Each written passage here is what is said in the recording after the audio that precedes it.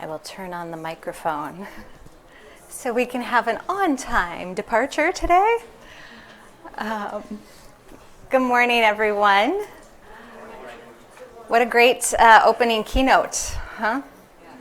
It was dynamic and all the right cartoons and slides. And I'm thinking as Kent was presenting, how does he find like the most appropriate signs and cartoons? And that would be like a full-time job, right? Anytime you go somewhere, just take a photo and store it in your file because you'll be using it.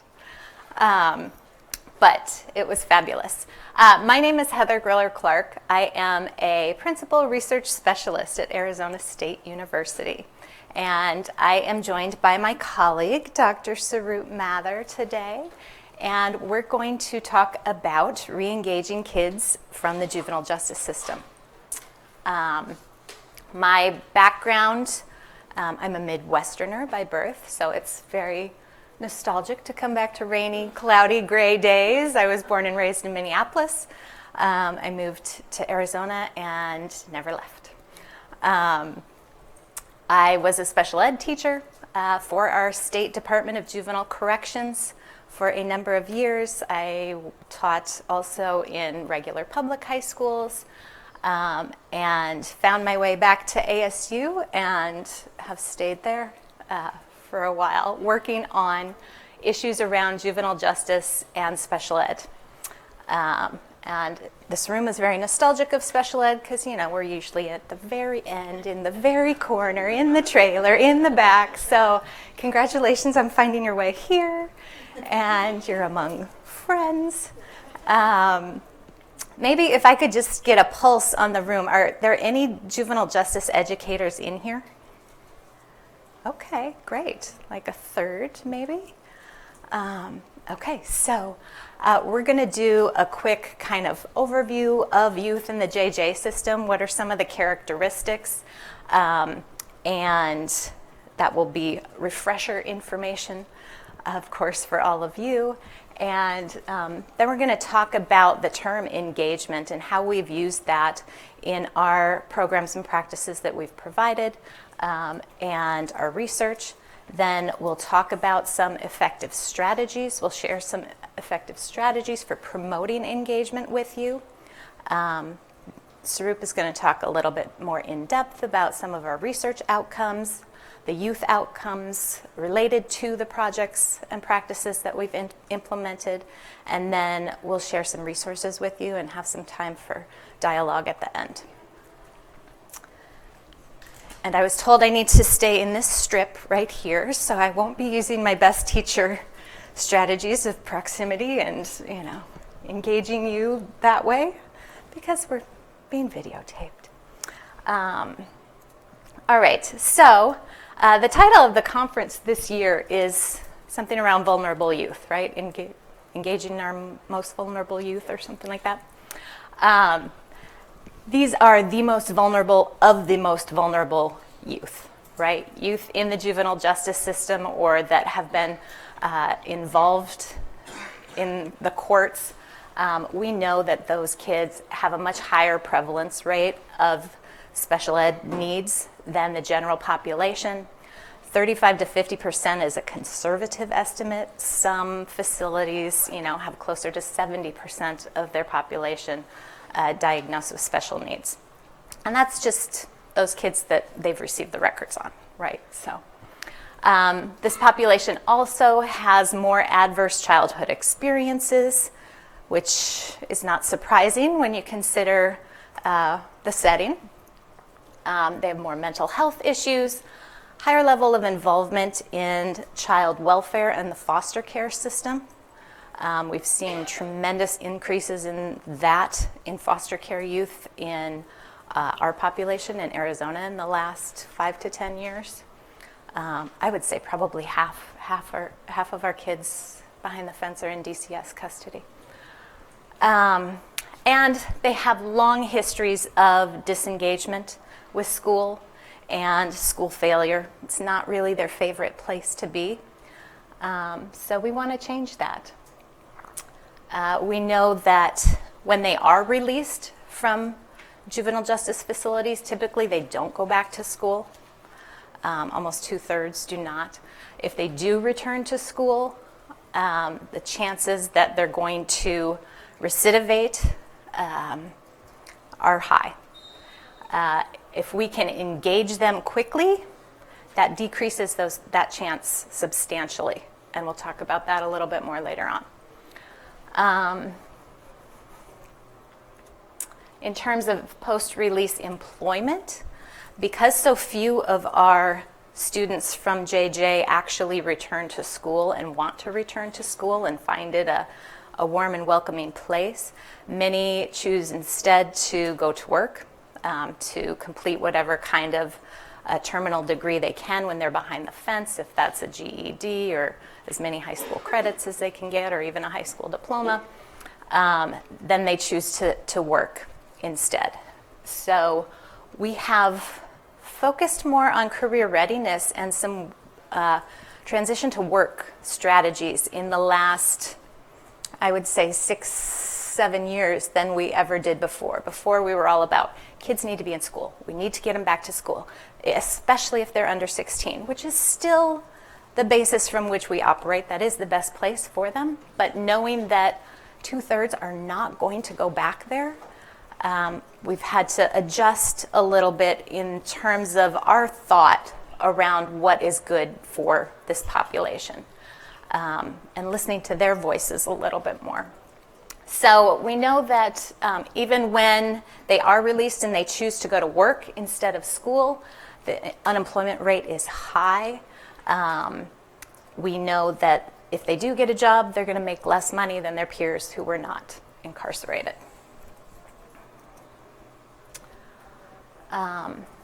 So the term engagement has been used in a whole lot of different ways when talking about engaging kids in school, when talking about youth in the juvenile justice system.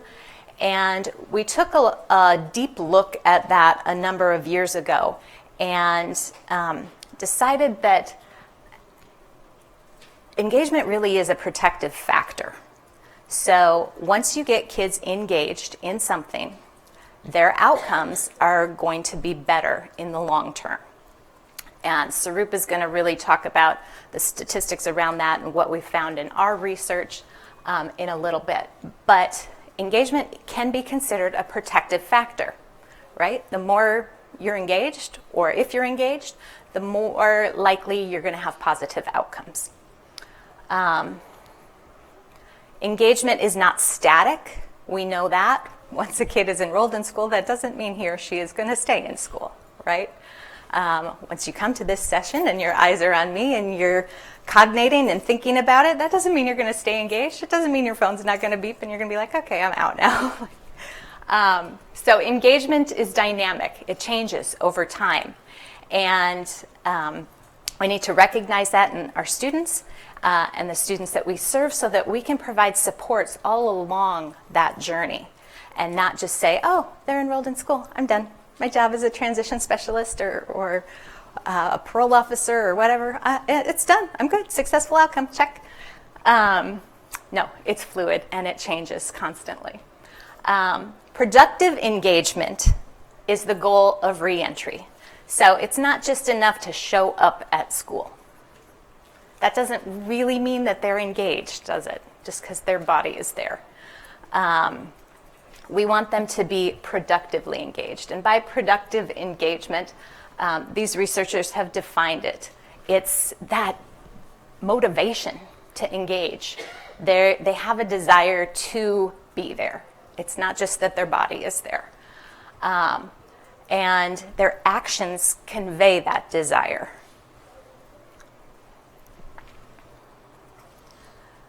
All right, so we've also looked at engagement as not just a construct, but a philosophy.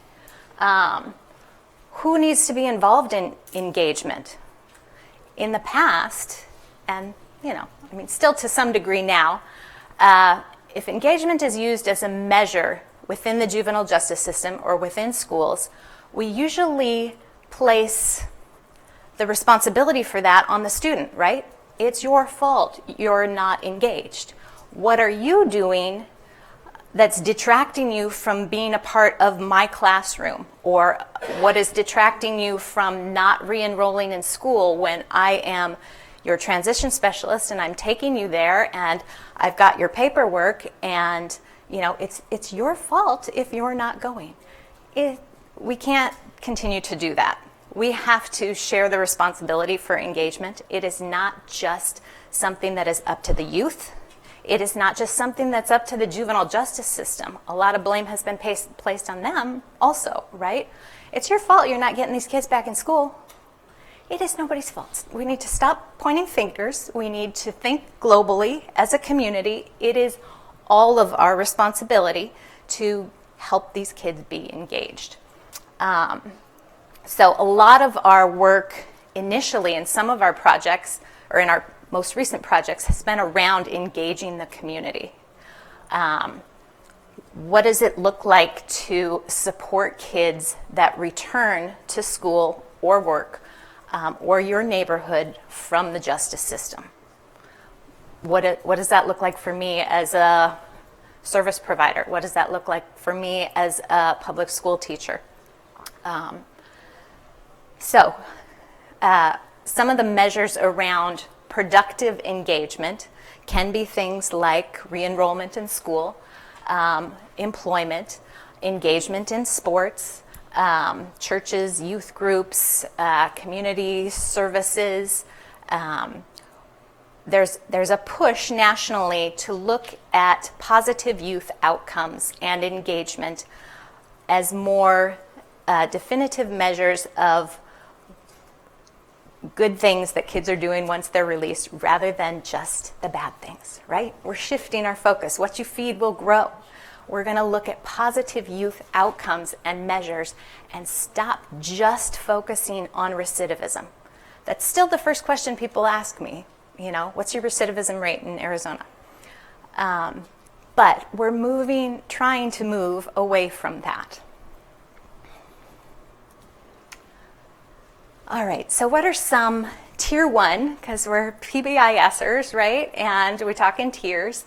What are some universal strategies that we can use to promote engagement of kids once they're released from juvenile justice facilities and return to the community, whether that be school or work? Well, one thing that we know is very effective is to have a point person. Whatever you call that point person, if it's a reentry specialist, a transition specialist, in some places that parole officer can serve this role. In other more larger jurisdictions, it might not be as successful because that parole officer comes to the table with a slightly different lens than education, right? They're more concerned with safety and security, and they may not speak education jargon. They may not be well versed in special ed. Although if that is the model in your community, you can also encourage professional development and focus on kind of retraining those parole officers to look at education, maybe not last, maybe first, and do special ed boot camps. We've done special ed boot camps with our judges and our POs. We had a judge one time that said, "I sentence you to special ed." And we were like, or I mandate special ed services, I mandate special ed services for you. And we were like, you can't really do that. That's not how it works. So we did a boot camp on special ed and what that means and what are the policies and procedures for judges as well as parole officers and some of the court staff. So it's possible if you don't have a designated transition or re-entry type of person, to provide professional development to get other roles and individuals up to speed related to transition. So that's one strategy we know works. We also know that there needs to be some kind of written plan, right? Kids need the expectation. The adults around them need to know what the expectation is. It's not enough just to post that rule that says no running. how do you define that? Or be successful. Don't commit any crimes. What does that mean for that individual? So the reentry plan needs to have goals and objectives in it. And they need to be tangible. They need to be something that the individual can actually achieve. It's not some lofty goal that may or may not ever be achieved. Be a successful citizen. Okay, let's define that a little bit more clearly for a 16-year-old. What exactly does that mean? So one of the ways that we can, one of the vehicles we have for talking about transition plans and setting goals and learning how to set SMART goals and make decisions based on those goals is this Merging Two Worlds curriculum. So underneath each of these bullets, you'll see some resources related to that. And we've also got a resource list at the very end, so you don't have to jot these all down. The Merging Two Worlds curriculum is a free resource. It is a cognitive restructuring transition curriculum that was authored in Arizona specifically for this population a number of years ago. It's been adopted by many different settings, many different agencies across the country. It's been adapted in a number of different ways. There are a lot of versions of Merging Two Worlds now, so if you've ever heard of it or if you've ever seen it, your version may not, or that version may not be the same as somebody else's version, which is one of the strengths of that curriculum. So another one of the strengths is really the cognitive restructuring piece that's embedded in it, because a lot of, if you think about transition type curriculums, they can build skills around soft skills that you'll need in the workplace, showing up on time, getting along with your coworkers, how to write a resume, those kinds of things. They can talk about transportation and having resources and all of that.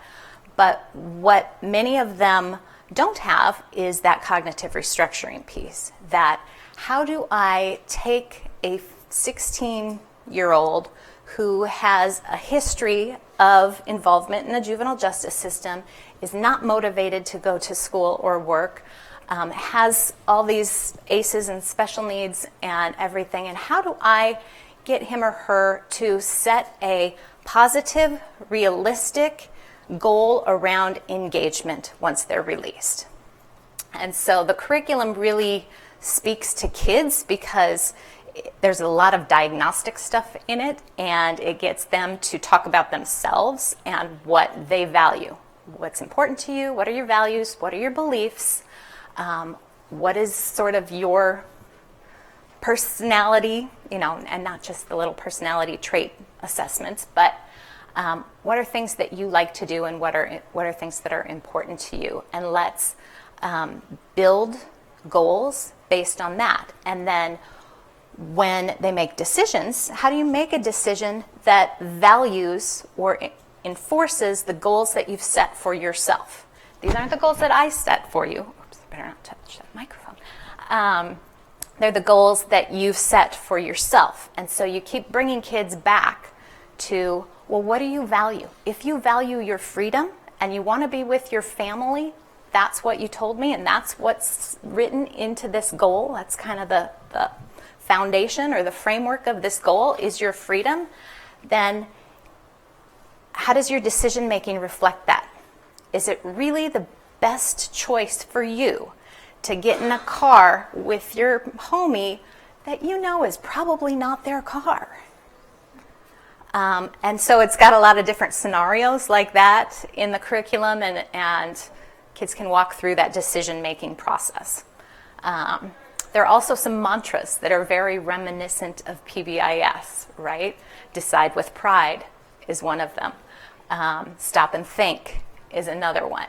So, we're teaching kids not just how to make decisions about themselves or for their future, but also reinforcing them in steps, easy to break down ways that are digestible for them and they can actually understand. All right, so that's part of the reentry plan. Academic and vocational programming, we know that they need good, strong, rigorous academic and vocational programming. Again, Sarup will talk a little bit about that and some of our recent projects that have helped kind of infuse and support some of the core programming as well as the vocational programming they have in our local facility. Another universal strategy that we, is good practice and we have always known, we maybe have not articulated as clearly or as prominently as we should, is we need to listen to the voices of the kids we serve. Okay, frequently what happens in JJ settings is, I'm the adult, I'm in charge, you're going to listen to me, I know what's best for you, don't question me. I know what's best for you. Even though you've told me, if I place you in this residential treatment center after you're released, you're going to run because you've been there before, because it's an icky setting, or because your family is in a different town. You've literally told me to my face, if you put me here, I will run. And what happens? We still put them there. Really?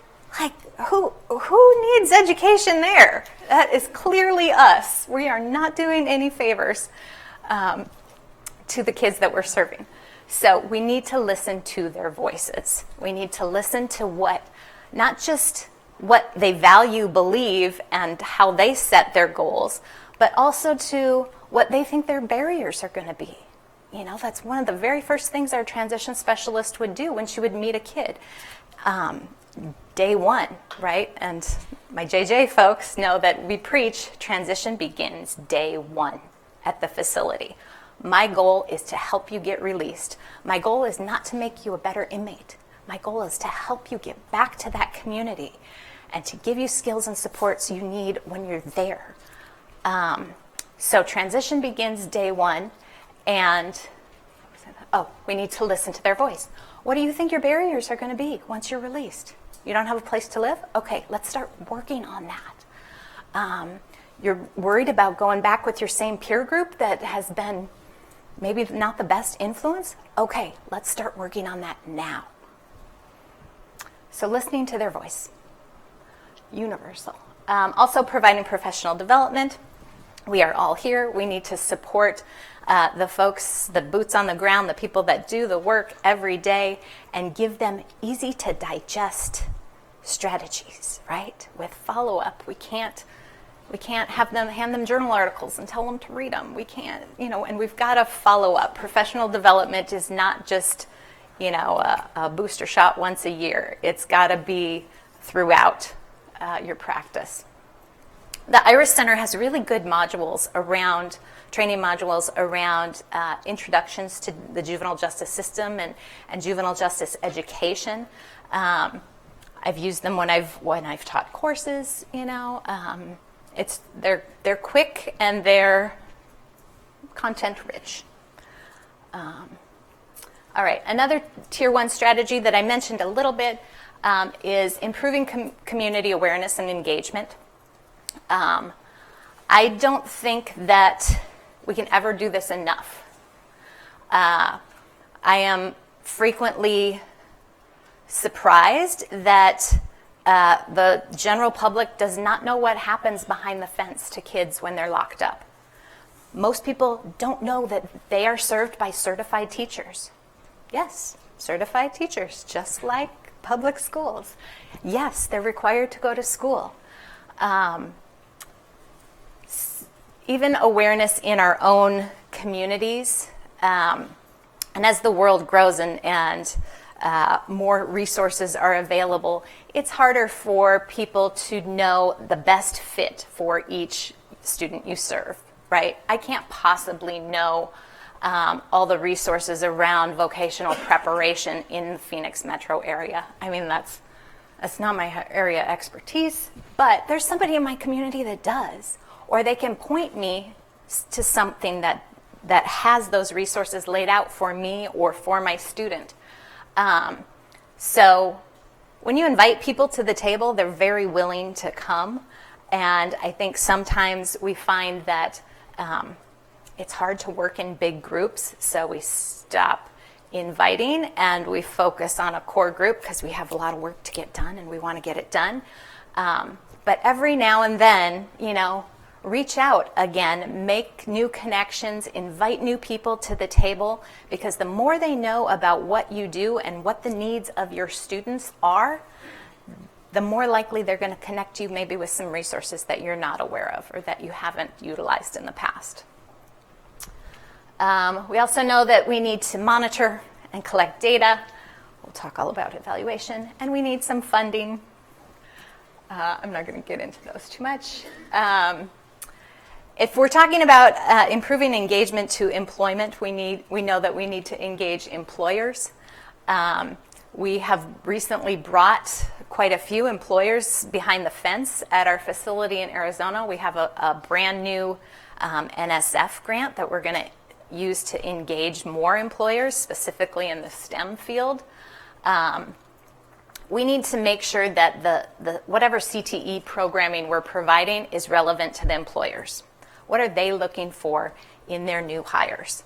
And a lot of them have told us, I can train them to have the skills they need. They need the soft workplace skills, right? I want somebody who's going to show up. I want somebody who's going to get along with everybody else, who's going to know how to call in sick when they're sick and just not stop showing up to work. All right. I'll let Sarup talk a little bit more about that later. If we have time, we can talk about, we did a Arizona-wide employer survey this past year about getting kids back to work and how willing those employers would be to hire kids. And the results were somewhat encouraging and surprising in some ways. Okay, tier 2 and 3 strategies. I talked a lot about merging two worlds already. There are parts of that merging two worlds curriculum that is a universal in our juvenile justice facility. Every student gets some parts. Whether they take the full-blown class or not is a tier 2 strategy. Relationship building, that individualized support, is not always feasible for every kid at the facility, right? There are kids that are going to be there for short periods of time. There are kids that are going to turn 18 quickly and they're going to be released and they're not assigned to a reentry specialist or a transition specialist because the jurisdiction for that agency ends at 18. And so it's really voluntary whether they want those services and supports after that. Small group programming, whether that be CTE or anything else. Individualized transition planning. While we say we do that for everyone, we know that it's a lot more individualized for some than others. There's still those blanket transition plans out there. There's those blanket IEPs out there. Personalized community supports, that goes along with the individualized transition planning. Whatever those kids need in the community, that becomes a tier 2 and 3 service because they're so individualized. All right. So I'm going to let Sarup talk a little bit about some of the outcomes related to engagement and some of our research. And then you have to hold it, yeah. You want me to clip this on you? Here, let's put a few more put on there. Okay. Or maybe here. Okay. Hello, can you all hear me now? All right. So I'll have to hold this, I didn't come equipped with all this kind of stuff. I am Sarup Mathur. I'm a professor in Arizona State University. I'm in the Mary Lou Fulton Teachers College, so my job primarily is to prepare teachers. Okay. I am originally from India. I've been here for a very long time, so I belong to this place a lot more than I belong there. But I still, I'm more like a transient person, goes back and forth and so forth. So my experiences are a little bit varied in that sense that I bring some other kind of perspectives, and I was trained in behaviorism, and I now call myself a transformed behaviorist. Because pretty clearly in the last 5 or 7 years, I have started to recognize that when we were defining engagement in some very superficial, definable, accountable, countable, measurable terms, we were really not looking deeper into it. And it was really required of us to look at those motivational aspects of these kids and to actually work on those deeper layers so that we could actually see how we could make these kids who were so-called disconnected, disengaged, and have them re-engage in this environment. So I learned that, and I became a little bit humble. I thought, okay, it's fine if this whole fancy of becoming a behavior analyst, I'm on BCBAD and all that kind of stuff, whatever. And I recognized it was extremely important for me to really look at other paradigms who tend to add a lot of information. So my approach to these issues has become more interdisciplinary. So I look at things differently. I bring in these things in a different perspective now. So why focus on engagement? Because what we have done in the past 20 years or so, we have created this image. Okay? We have somehow focused upon safety so much that we have created a population of disadvantaged people. We are very concerned about the definition of diversity, culturally appropriate pedagogy, which is awesome. We also have to look at what we are doing, right? So we have created this, and we are known for this. If you go to Google Scholar or do some research on that and say, you know, the prevalence data of incarcerated people across different nations, which country comes first? The United States of America. Do we want to be known for that? I wish we were known more for education, rehabilitation, taking care of issues of mental health. We have profound wisdom in this country on those things. And why we have created this. So that's something to really think about. The next thing that I want you to remember is, I don't know, however, many people actually know about this. How many people do you think in the population have records? Do you know? It's 1 out of 3. Do Google search, check me out. If that's the prevalence of this population, what are we doing? Very recently, we have started to notice that initially when we would go for all these presentations, we would have a couple of people. The presenters would talk among themselves, a couple of people were interested in the topics. It has changed. We go to community colleges, we find people really listening to us because their cousin, their daughter, their son, their uncle, their dad, they all have gone through some of this kind of stuff. That's what we have created. This is how engaged we are. So, look at this one. We're talking about college diplomas, right? And what we have done, we have more people with arrest records than we have people who have college diplomas. So I mean, look at all this perspective. It's so nice to talk about these good ideas in isolation, in each of your discipline. But we got to look at all these things, how they are affecting our communities. So that's how engaged we have to be. When Heather was presenting some of these ideas about engagement, and when she talked about the role of transition specialists, and then she talked about community engagement, and she really made it very clear that it was extremely important that we understand that we're not going to be successful if we are only focusing on youth engagement. That the problem lies with the kid. There is a skill deficit here, doesn't know, has trauma, has mental health needs, has special ed needs, all these problems. Now, you know, at age 15, you're released, or 17. Now figure it all out. I'm getting very close to be retired, say like 5-7 years. I am dreading that time. Because I know I'll have to go to Social Security, I'll have to understand Medicare. Think about me, I don't have an arrest record. I'm educated. I have a problem in actually navigating through those systems. How do we actually expect a 17-year-old with a lot of vulnerabilities to go out and fix his or her life on their own? So the definition of engagement has to become inclusive of what we call community engagement. It's extremely important that everybody knows about this thing. Interestingly enough, when we started doing our work in 2013, the very first thing we decided to do was let us just measure the collective wisdom around us. Okay, so we did a survey of community engagement of our stakeholders.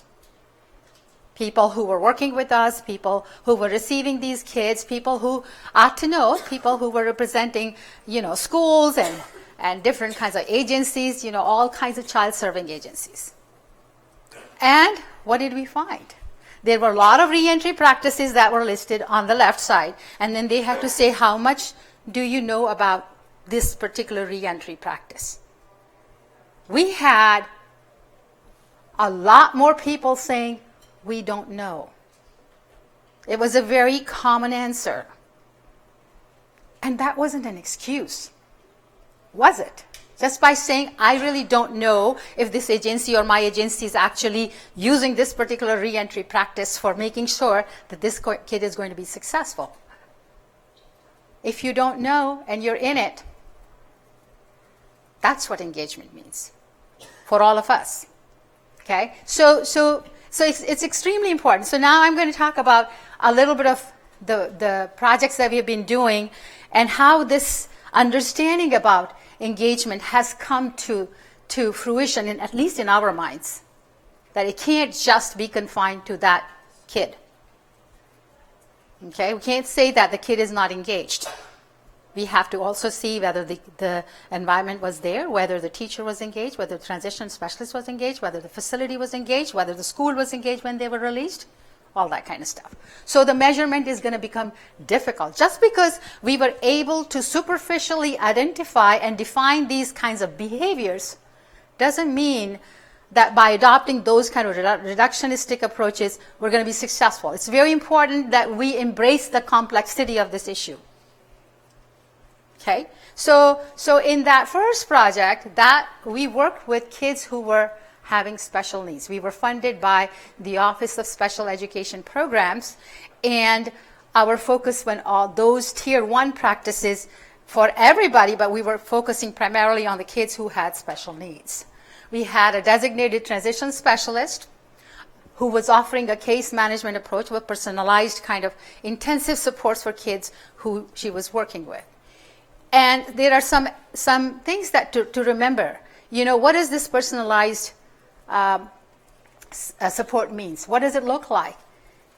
It starts from pre-release, from the day when the kid actually arrives, like Heather mentioned, and it actually continues post-release. And how long it needs to be there, we're going to talk about that too. It can't just finish, bye-bye, you're done, you're post-release, and I'm done my transition specialist job. No, it also has to be looked at what their caseload has to be. We recognize that our transition specialist had, on an average, 14 students on one given day. Whereas we have also noticed that transition specialists have like 80 or 90 or 100 or something like that. And they have a transition specialist, but their loads are pretty high. So these are some issues that we have to understand. And then we can't just rely completely on probation or parole, for that matter, to actually provide those kind of aftercare supports. The role of transition specialist needs to be extended. So we're going to talk about that. So we learned all that kind of stuff through the very first project. And before that, we were also working on Arizona Detention Transition Project, where we actually learned how important it was to target on early engagement. By actually focusing upon early engagement, which means the kid is actually out and you need to start working with this kid. You don't have to say, my job is done. The job actually begins in some different ways that you still start working with that. You have to make sure that the kid is engaged. Okay, so we learned that part. So there were a lot of things that we learned, and when we start working with these kids and they demonstrate early engagement, it actually serves as a predictor for long-term engagement. if they are engaged in the first few days, they are going to be engaged for a long period of time. And they also demonstrate reduced recidivism. So it goes hand in hand. So you got to target on that one thing. And who is going to target, what kind of a load they need to have, all that needs to be part of that discussion. Okay, so the other project we had was the RISE IT project, Reentry Intervention Supports for Engagement by Integrating Technology. We became more focused on what these kids would get engaged with. And that was our second chance project. And we learned that when they are involved with technology, it seems like they could carry some of those skills that they are learning out in the outside world. They would be more engaged. And we haven't quite done the full analysis of that particular project, but we've done the first one. And we have some very, very distinguishing findings that are very important for all of us. So, and then we started to work on these CTE classes. We had some extra coursework that we offered to these kids. During their universal tiers, there were certain kinds of certifications that all of them were offered. And then in the next levels, we added those certificates for them and made sure that they were getting some personalized attention based upon their skills and abilities and so forth. So the findings that we have right now to share with you are actually depending on the project that was funded by the Office of Special Education Program, which was that we targeted these kids who happened to have special needs, and then we wanted to see how the individualized, personalized supports that they receive with a designated transition specialist who actually worked with these kids starting from pre-release and continued to provide services post-release, how those findings actually attributed to some of these thought processes that we have right now. So we had if you look at this is pretty small, so I'm not going to go there. I'm not supposed to walk there. But you can see we have 34 kids who were Project RISE kids. We actually worked with 45 or so, but then there were some criteria that were needed to be met for the study. And so we ended up having 34. And then we did some, quasi comparison with the other two groups, the ones that were special ed but did not receive our services that were more enhanced and had more individualized, personalized care for those kids, but they had all the mandatory services that were needed for from the law's perspective. So they received all that. And then non-SPED comparison group consisted of kids who were not identified. I'm using it as my mic, right? You said you can clip it on your thing. Can I? Yeah, here. That's a good idea. I was just holding it like I have to hold a mic. Your mic is here. Are we good? All right, so now the rest of it goes, thank you for saying it. Okay, so you can see there are three different groups, right? So the ones that were working with us and the ones that received the mandatory special ed services and the general ed kids. And these are some of the demographic comparisons across the groups. You see that. And they were very, very similar. We did the analysis of variance, just to make sure that these groups were comparable, for the further analysis. What did we find? We found, this is the most important finding that we had, that one of the most salient predictor that we could identify was 30-day engagement. If the kids were engaged on a 30-day mark, they were more likely to be engaged on a 120-day mark. And they had reduced recidivism for, if you look at the follow-along data for recidivism, that I will show, they had reduced recidivism. So we need to target that 30-day mark. And what did we do for that part? So you can see that we made sure that for those kids who were working with us, that we were working on transitioning them really deliberately, intentionally, systematically. We had transition team, our transition specialist who was working with them. We made sure that they had transfer of records. These were all universal strategies. I mean, we made sure that the linkages were established so that the transfer of record would become more effectively and seamlessly. And then we provided them with some kind of evidence-based practices that were listed by Heather when you went through tiers 1, 2, and 3. Those when we used evidence-based curricula for transition needs and so forth. We monitored their progress. And then, of course, we made some changes in our own practices. So the most important piece that we had was a designated transition person to work with these kids for beyond post-release. And then we found that among all the predictors that we had, early engagement was the most significant predictor, regardless of their groups, which meant that all the students, whether they were in the RISE group, special ed group, the other one that got the law things but not the RISE things, and the general ed group, they all were doing better if they were engaged on a 30-day mark. However, the kids who were in RISE group were doing even better than the others. So you can see whether if we didn't have the RISE services, but if we were targeting early engagement as our goal, we could have done a lot better.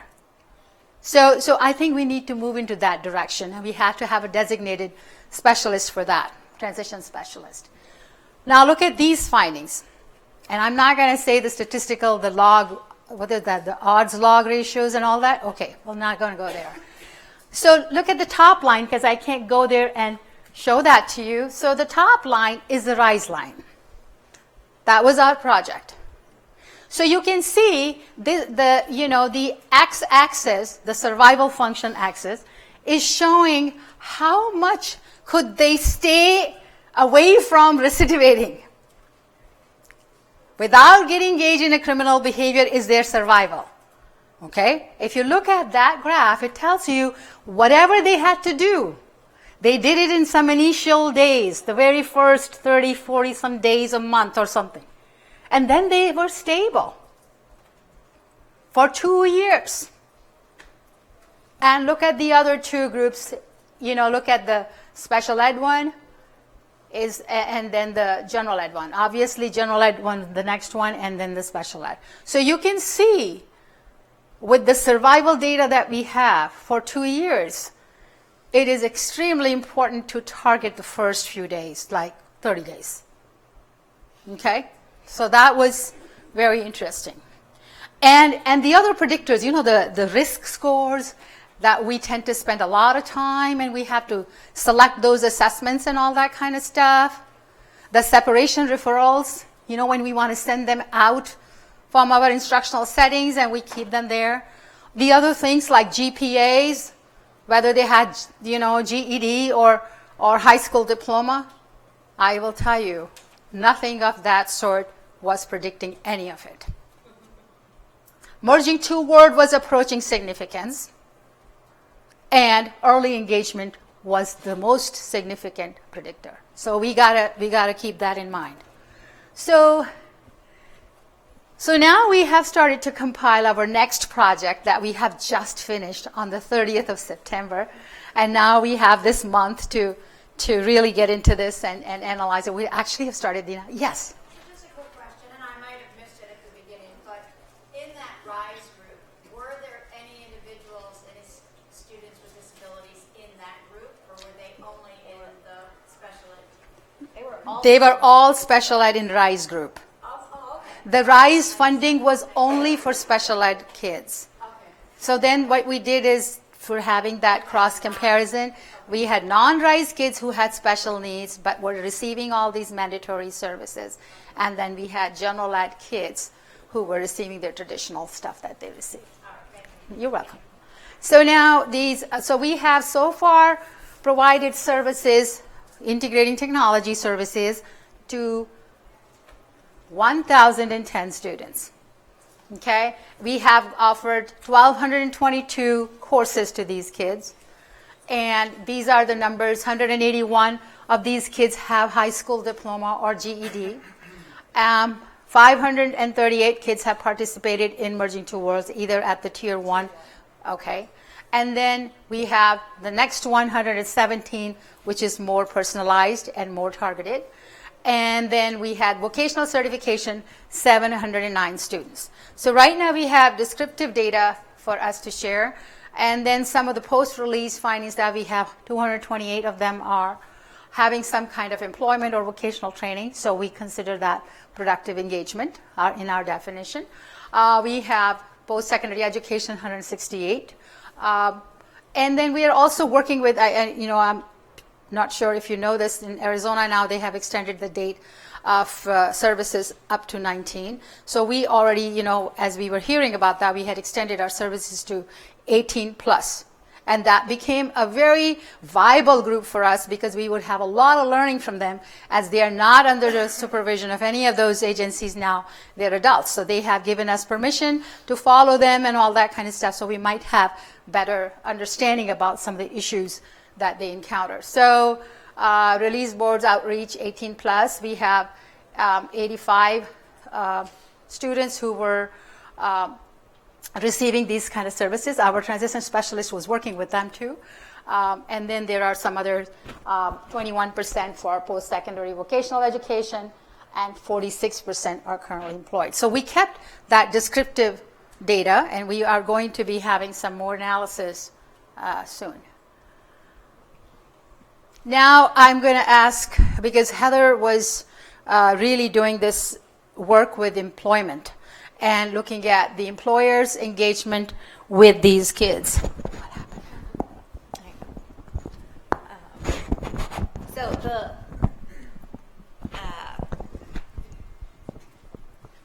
the projects that we've been involved in, I think I mentioned this early on, but our partner in all of them has been the Arizona Department of Juvenile Corrections, which is the most secure facility for kids in Arizona. We only have one actual facility in its heyday, as I was mentioning yesterday, which was really its hell day. We had 4 facilities. We locked up more than 1,000 kids in Arizona 15 years ago.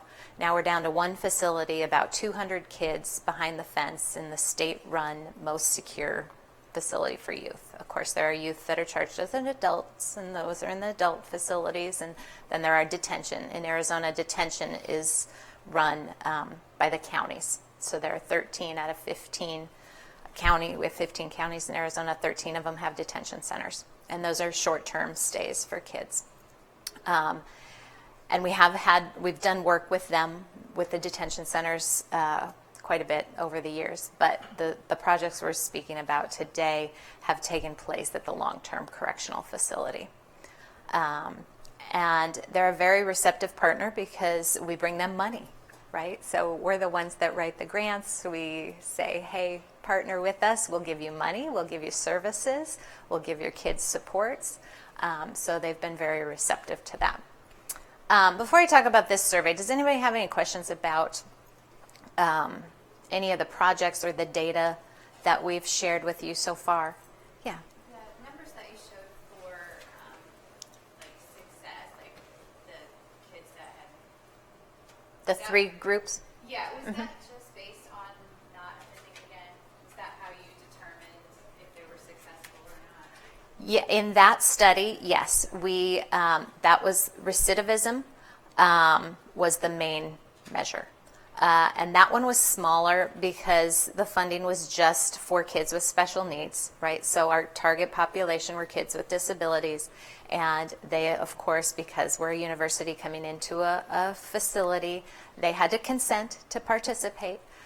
So that's why our numbers weren't higher. We adjusted as we went along, too, because when we initially wrote that project, we thought we would be able to serve a lot more kids. And our logic for bringing it to the facility was they did employ transition specialists, but they were very similar to parole officers in that they had a caseload of 90-ish kids, and they were tasked with serving, the entire state.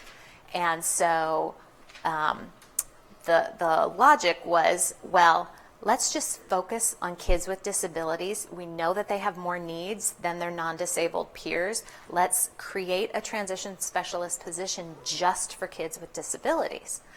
And because it's a state agency, they can't create a position based on soft money. So our transition specialist was an employee of ASU as opposed to the facility, which in the long run actually worked out better, because many juvenile justice facilities do not allow their staff to have contact with kids once they're released. And that's the case in Arizona. There's actually a law that prohibits it. So our ASU employee, transition specialist, was able to follow those kids post-release. So that's how we were able to collect data. And, you know, this population is really transient. It's hard. That's why there aren't a lot of longitudinal studies on outcomes of kids from corrections, because one, they turn 18, and two, they're really hard to track. Did you have a question? You talked about the transition reentry specialist position. Is there any other staffing that you would put in place or you would suggest that would support not just reentry, but other areas that would support reentry and transition beside this one? Well, juvenile justice facilities typically do what they call a treatment staffing. And all of the people that are involved in that kid's rehabilitation or treatment, they generally staff, or they meet once a month is kind of typical.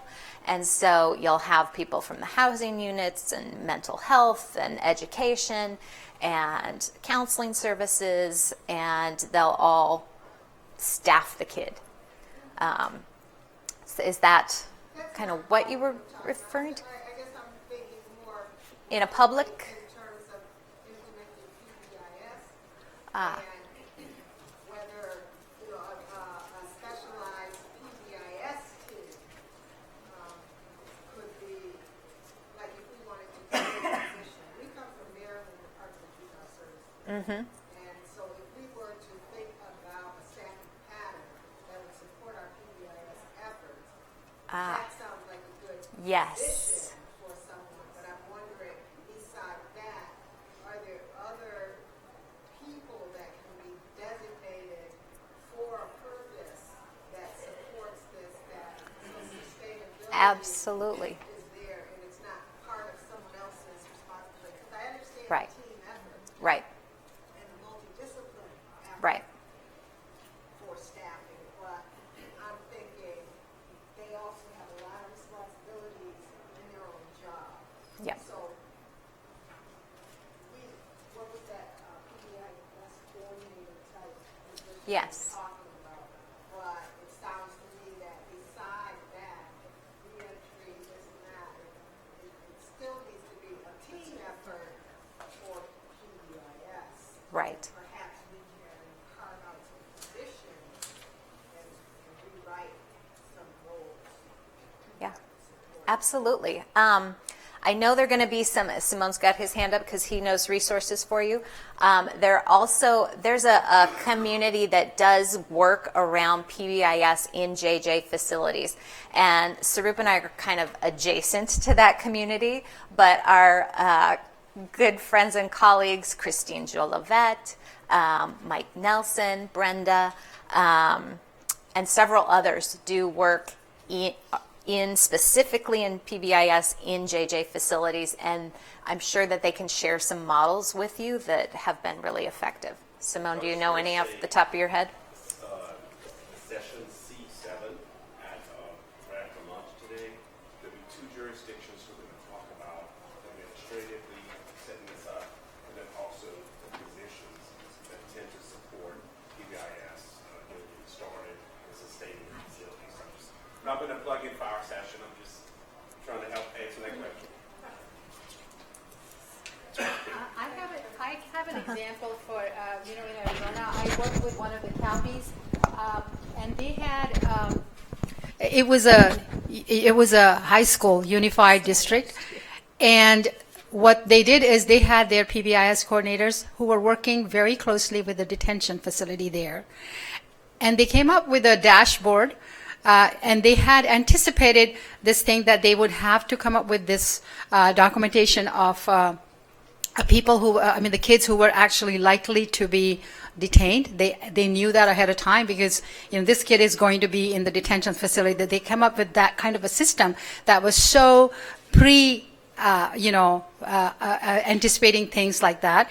And so they had come up with a dashboard where the teachers from the district were putting all the work that this kid had to do, and the staff, the detention staff, was working with these kids in their detention facility.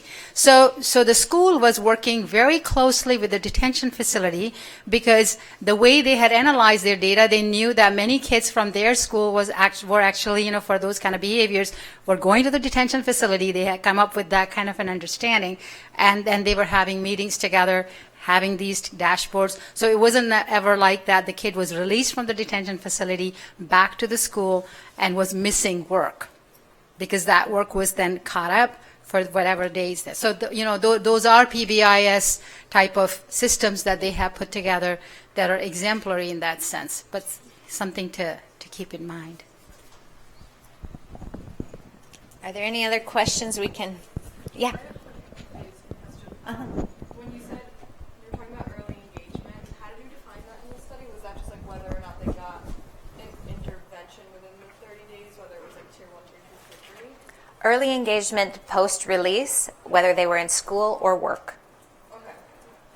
within 30 days. 30 days is the critical window To get them back. to get them engaged, either in school or work. How did you define that they were engaged? The transition specialist collects contact with the youth, every week for those first 30 days. They were like having those meetings. This is post-release. So after they're out of the facility and they go to re-enroll in public school or a vocational program or a job, they may have requirements to meet with the parole officer that are separate and apart from when they met with our transition specialist. So she would meet with them, not always in person, over the phone sometimes, or go to the school or go to the employer and say, is this kid enrolled? Are they attending? Do they have a job? Are they showing up for work? That was engagement. It wasn't productive in that sense. We didn't measure motivation, for youth within that study. That'll be, yeah. Yeah, Simone. Engagement in the facility, right? Establishing that relationship.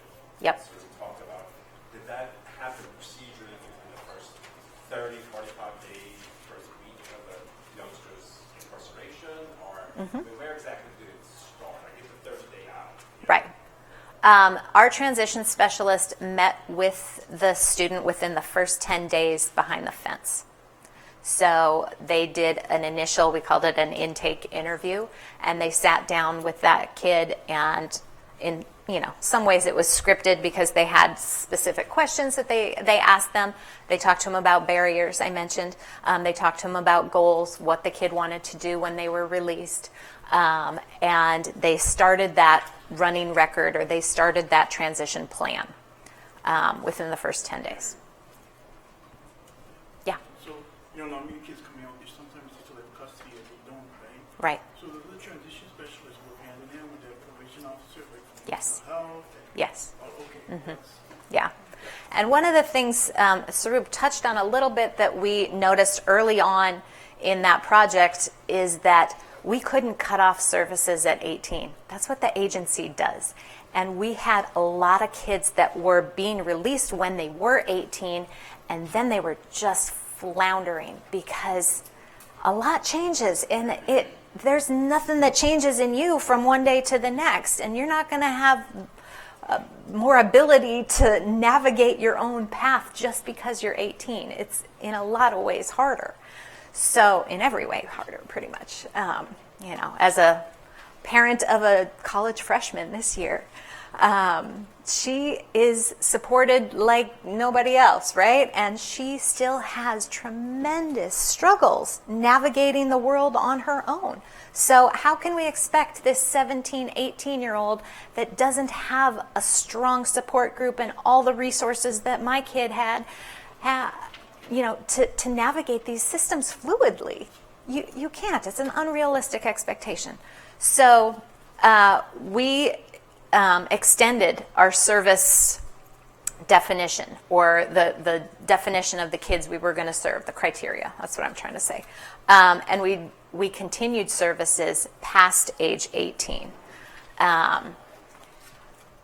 because we found that's such a critical period. And we're starting to work a little bit more closely with Voc Rehab and the JJ agency to help those kids who do turn 18 not fall into an abyss.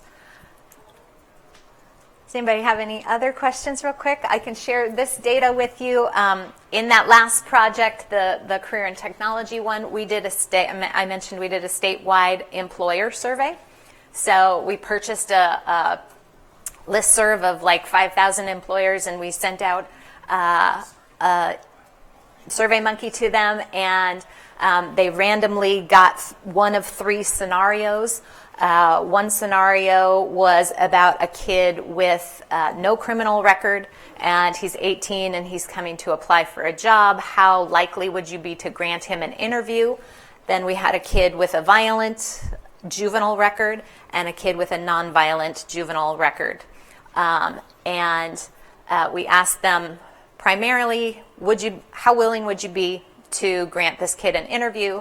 And then 2, we listed all of the certifications we offered in this vocational program, Rise It. And I didn't list all of those out for you, but we had them implemented in tiers. So universally, all students behind the fence got certain things. They all got an OSHA certification. They all got a Microsoft Office certification. They all got the Safe Serve National Food Handlers Card certification. And then depending on their interest and their academic record, they could choose to go into different vocational courses. They have 7 or 8 different vocational certification programs at the facility. So, there were a number, Sarup shared with you those numbers of kids that got certifications in those various vocational programs. So we took all of those certifications and we also listed them on this survey and said, would any of these make it more likely for you to hire this kid? And what we found, answers to the first question, and some people look at this and they're like, 39%, that's not great. I think it's great. I think it's absolutely great that almost 40% of employers are willing to give a kid with a violent juvenile record an interview. Nothing else. They don't know anything else about that kid. That goes up when it's a nonviolent offense. And of course, but look at the difference. I mean, it's not even that much difference between the nonviolent offense and no criminal record. Almost 62 versus 70%. So then I mentioned we listed all those trainings and credentials and said which ones of these would be more likely to influence you to give a positive or to give an interview to this kid. Passing a drug test, high school diploma was up there. References from other professionals was huge, and prior work experience, whether that was full-time, part-time. So those 2 are ones that, and the high school diploma, that we can really focus on, I think. And we're going to, in this new project, bring more employers in, have them serve as professional mentors for these kids, even though they're not currently employed. Other initiatives to promote engagement. I'm sure you've all heard of Ban the Box.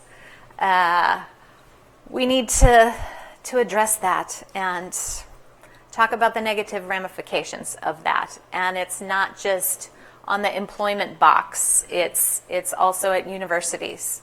right? And sometimes it may not be on the application to admission. We had a graduate student that worked with us previously, and he was a former inmate. And he gained admission to the university, but when he became a graduate student employee, HR had that question on their application. So that's when he got almost kicked out of the university. That kind of stuff, we got to work on that. If we're really about second chances, if we're really about, positive interventions and supports for these kids, we got to address those. Pell Grants, there's a lot of new movement around eligibility for offenders to apply for, or former offenders to apply for Pell Grants. I mentioned this new project that we've got going on. That's the NSF one, and we're really going to target employers in a much more meaningful way in that one. So we're excited to start that. Here are some resources for you. The Transition Toolkit is a huge resource. It's part of NDTAC. If you're not familiar with that, you should be. It's a lot of letters, but it stands for the Neglected and Delinquent Technical Assistance Center. And Simone is your representative in the back from NDTAC. They do tremendous work with this population, with Title I, with JJ. They have their website is vast in terms of resources. So please check that out if there are things you are looking for. The Transition Toolkit that talks specifically about strategies and steps to providing transition for this population you can find that on their website. It was part of a guidance package that came out from the U.S. Department of Ed and Department of Justice a few years ago. And that was a pretty big deal to have those two major federal agencies partner and talk about transition and the importance of services and supports for reentry. And that's just us. If you want to email us, if you have any follow-up questions, we'd be happy to address those. I think we're out of time, so thank you so much for participating today.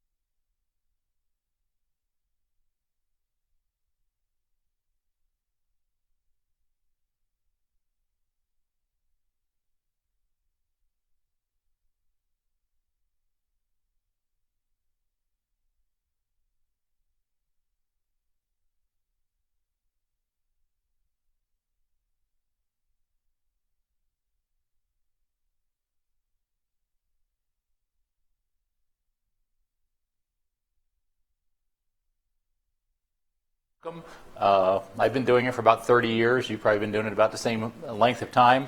And we'll talk about some of our experiences with that, why it's so important, and how it's kind of, one of the reasons we wanted to put this in the agenda is it's kind of a lost art. It's something that we need to go make sure we're embedding in intensive supports for students with a very challenging behavior. We want to make sure that we're not just delivering interventions, but we're also looking at how we can address the context of that student's life and produce outcomes that go beyond just behavior change to how do you develop friendships, get a job, live independently, have satisfying relationships in a life. All those things can be achieved through utilizing a person-centered planning approach. We're going to first talk about what person-centered planning is and what it's not, and the rationale for person-centered planning, when to use it, when you don't really use it.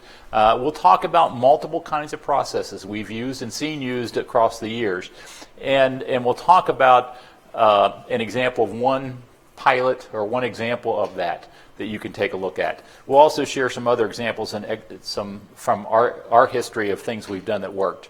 So person-centered planning is a way for diverse people to come together with a common need and a common goal and to develop a vision, a purpose, and a goal. Now, around an individual student, it's about what's the vision for that student, what's their goal, what do they want to see happen. For an agency, person-centered planning is also in a way of an agency developing a real clear vision, a goal, and a set of activities to change what they do.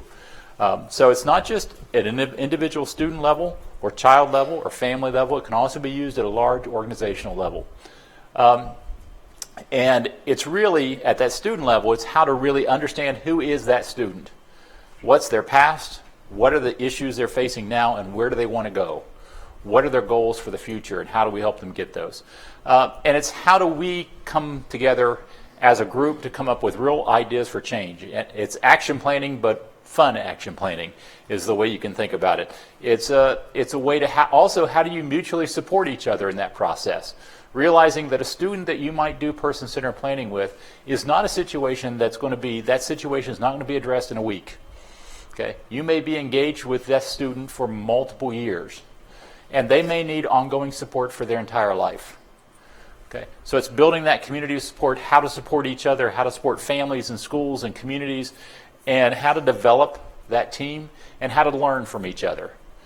Because it's not just about the student changing and growing, it's about every member of the team changing and growing to make person-centered planning work. A couple of things that person-centered planning is not. It's not an easy one-shot process. It's not an activity you do and you're done. Okay? It's a jumping off point to begin to understand that student or understand that agency and to begin long-term planning and commitment to that process. It's not going to answer every problem, fix every issue that you're going to, but it will probably identify a lot of them that need to be addressed. Okay. You're going to be addressing issues, well, you know, Johnny's got a problem behavior, or we could develop a traditional behavior intervention plan, but, you know, are we paying attention to Johnny's homelessness? Are we paying attention to his family's opioid use?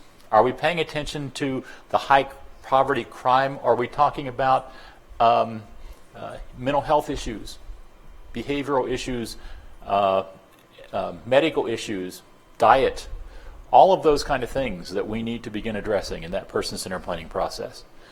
And it's not a quick solution. You're not going to change your organization agency and change a person's life in 1 3-hour meeting. Okay?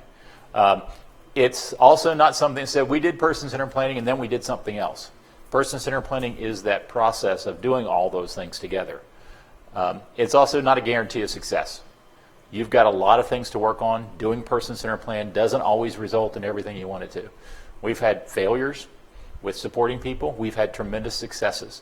But it lays the foundation as we talk about what person-centered planning is. But it serves a lot of different purposes. One of those, person-centered planning, is, of course, a planning process.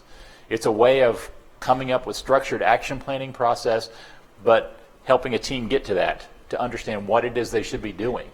Not just, well, let's come up with action plans. We're going to come up with understand that person's life, and we're going to come up with better plans. It's an assessment tool. You're understanding the context. One of my colleagues from years ago, Ted Carr, always did functional behavior assessments and behavior support plans. He's, started the Association for Positive Behavior Support. He's, kind of the father of it. And Ted did all kinds of communication approaches and all kinds of behavioral support approaches and kind of built PBIS and started that process. And he'd never done person-centered planning.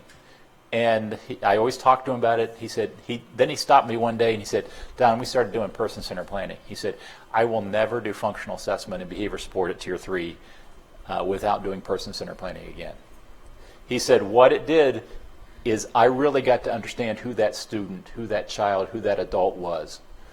What were the issues in their life from their past to where they're at now, all the context of variables that you need to know if you're going to come up with really good support for that student. You need to know about this. And also what that student or that adult wanted to achieve. What were their goals for the future? Not what are mine as a clinician or what are mine as the mother or father of a child, but what's that student want?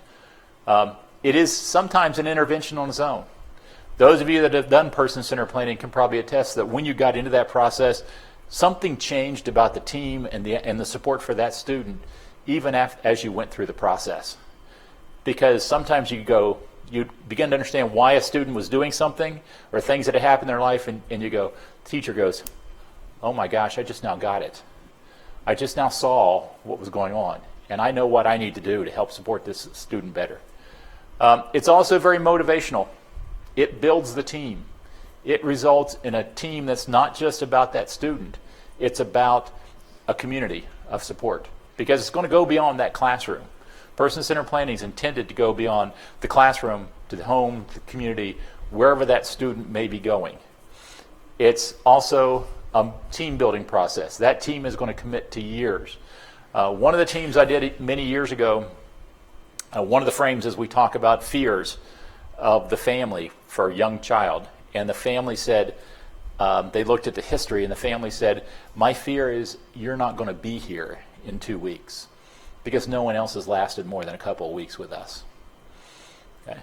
Well, what happened is the team said, it's not going to happen anymore. It's not going to happen anymore. I was sharing this with some of my staff the other day, and I remembered many years ago we started this team for that student with a young student about 3 years old in preschool and had a diagnosis of autism. He just graduated from the university with a 3.8 grade point average. This was early childhood setting, trying to get rid of him, saying he can't come, we can't manage his behavior. But person-centered planning laid the foundation. So I got that announcement in the mail. It was one of those things, oh, this is what it's worth. This is what it's all about. And the mom put a little note and said, if we hadn't done this 20 years ago, we wouldn't be here today. So, let's talk about the person-centered planning 5 essential goals. One of those is the student, individual should be present, participating in community life. That's kind of a foundational principle. It's not about how can we develop a more restrictive special education setting for that student. Okay, it's how does that student engage in everything, every opportunity, everything else every other student has. How do they gain and maintain satisfying relationships? One of those things that comes up in this is people say, I want to just have a friend. You have a parent that will say, here's something I want. I would like for someone to call my son or daughter and just ask to come over for a play date. It's never happened before. Okay. We want the same thing. We want to be able to go have that kind of relationships, friends for my son or daughter. We also want them to make choices. We want them to have the same choices that other students. What big, small things like what to wear, but also what they're going to do with their life and what they want to do after school and where they want to go. They have to have fulfilling roles and to live with dignity. So what that means is we really want people to begin to identify who they are. I asked Karen, I won't ask her again. But, when somebody asks you who you are, you're going to say, I'm Don Kincaid. I'm a professor. I am also a member of this church, or I'm a papa for a grandson and hopefully a good husband. My wife might disagree, but hopefully a good husband. But all those things I'd use to describe myself are the respected roles that I have in my life. And we see many people with disabilities, many people with very challenging behaviors, they haven't developed those. They've not been given an opportunity to do that. And we want to have that happen. And the last one is to develop personal competencies. What we mean by that is everybody continues to learn to grow. Not just the person with problem behaviors, but everybody on the team learns to grow. We think it's important to reframe and go back to person-centered planning for those most challenging students because it retains and makes sure you're focusing on that student's needs and not just about what the agency wants. Okay? I tell the story of years ago, one of the teams that the agency was talking about how they were committed to supporting the student to transition from an institution, and they had developed an 8-person group home, and he would go into it, and they were very excited about it because it was very person-centered, and the individual, somebody very savvy colleague of the friend of the individual that was moving from the institution had programmed his communication device to say, I want to live on this street with this person in this city. And he hit that 50, 60 times during the meeting. Okay? And finally, we had to stop the meeting and say, guys, your agency's saying this is what you're going to do. He's telling you this is what he wants. It's going to change. It's not about what you want to provide. It's about what he wants in his life. It supports a team approach. It's not about an expert deciding what's important for that student's life. It broadens what you're doing. It's not about changing and decreasing problem behavior. It's about how do we get this person a high quality of life. All the things that they want to see, friends, where they live, a job, fun things to do, going out in the community, all of those things that are important. It fundamentally can change the participants. One of the stories I share is years ago I was called into a very heated situation and asked to do person-centered planning and PBIS, and it was a student that was about 14. His family was here, the school system was here, the community agency supporting them was over here, and no one was talking to each other. In fact, school personnel were told they weren't even allowed to talk to the mother in any way.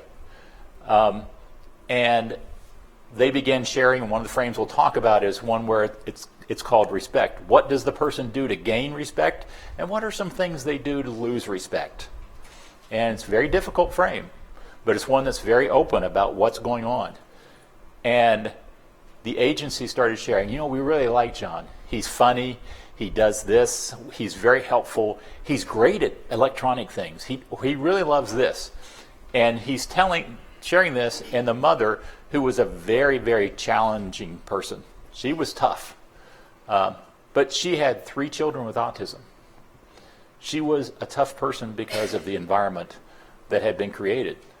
She was surviving. She was swimming against the tide. It was difficult.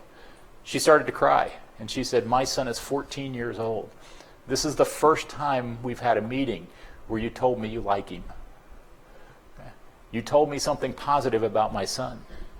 Every time we've ever got together before was, he's done something wrong, and we need to do something about it. He said, we're changed now. I can work with you because we're seeing the same child, the same student. We're on the same page. And what that does is going to result in supports that better fit that person's life. That's why it's so important. So what person-centered planning is a series of frames and activities that you engage in to help you work together. It's a visual representation. We'll share a few of those, but we're going to show mostly outlines of what the process looks instead of specific ones, every single kind that we can show. But it's based upon the idea that you're bringing together a group of individuals that know that person well, they're desired by the person, and we sometimes call a stakeholder because they're stakeholders in that person's life. They care. Okay, so it's not just the teacher. It could be the family, it could be the minister, it could be the chief of police, it could be anybody that really wants to have a role in that, and the family and the student also makes that determination. Okay.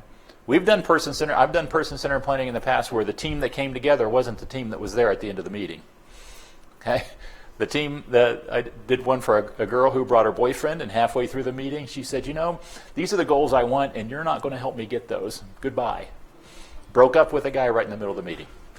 Very, very stressful, but this actually was a good, and everybody's going, oh, thank God. We were hoping that would happen, but she finally saw that in this meeting.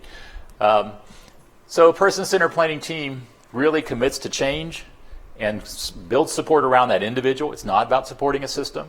It's not about what do we do to support this student in the setting we have or the supports we have. It's how do we identify what supports that student needs, and we come up with those. And that means that we may come up with things that are not traditional within our educational system. They're not going to be a placement. It may be support within a general education setting or in the community or using different individuals, and really understanding how we can have individuals contribute to that person's life. So here are some examples of the history, and we'll talk about a few of these from individual service design, personal futures planning, maps and circles, essential lifestyle planning. And there's another one, and path. There's also talk about the example we have is renew, right? Yeah, I think there's a renew one that will be an example that we have. And we'll also share with you one that we've kind of done to take all of these together into a process we use with a team. So these are a sample, and some of the ones we'll talk about real briefly today. So making action plans, you're on for that one.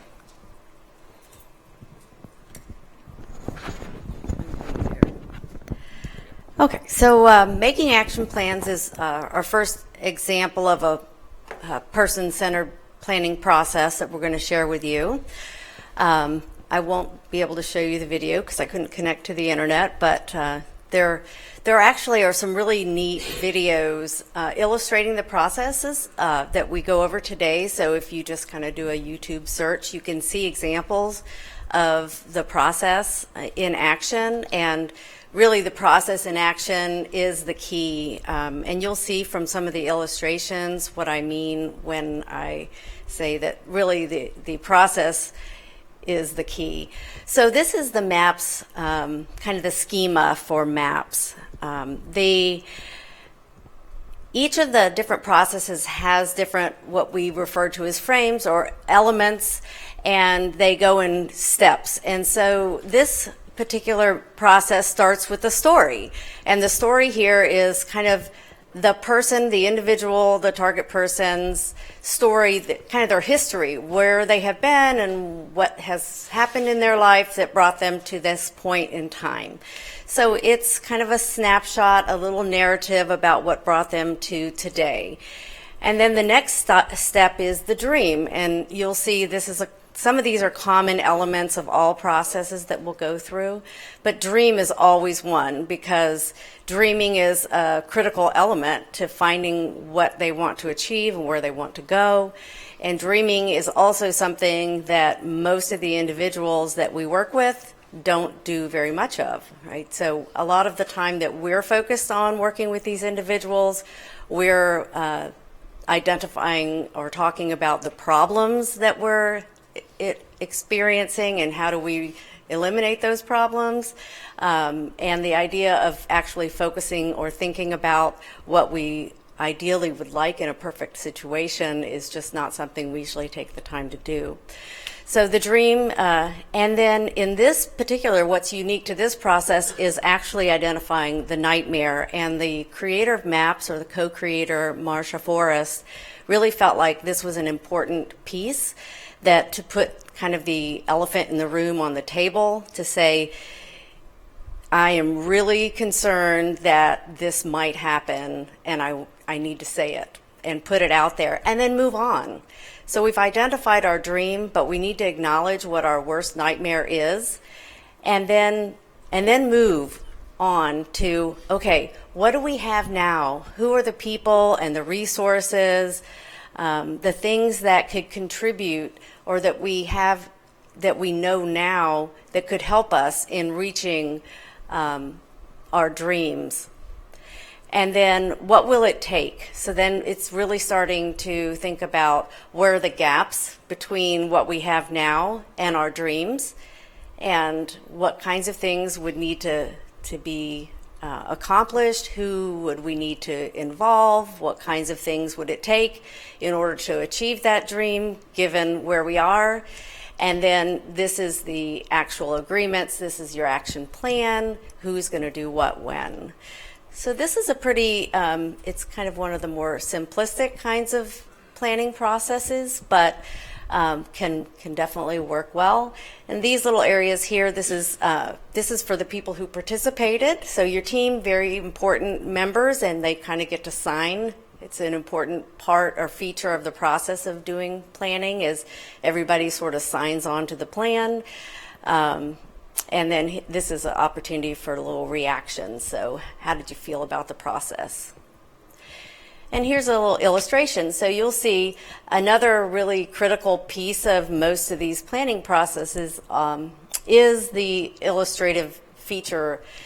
In most cases, you have a facilitator, and that would be the person who's kind of the talking through the process, making sure everybody's participating, engaging. And then you have the recorder, and that's someone who has some artistic abilities maybe and can graphically illustrate what's going on. But the idea here is that you go beyond just kind of taking the literal word notes down, but to try to bring out some of the emotion of what you're trying to communicate through the plan.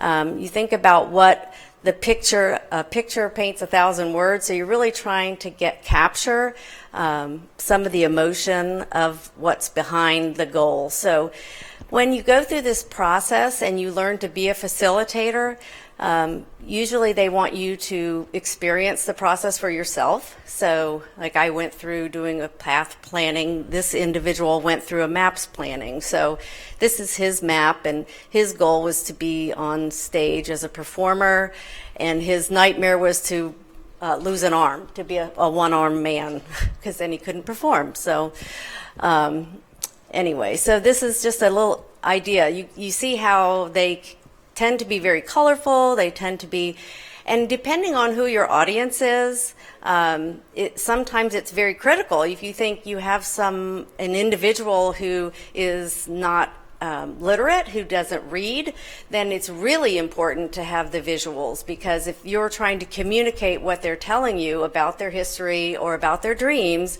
you have to capture it sort of in visuals in order to make sure that you're getting down on the graphics what their intentions are. Okay, personal profile frames.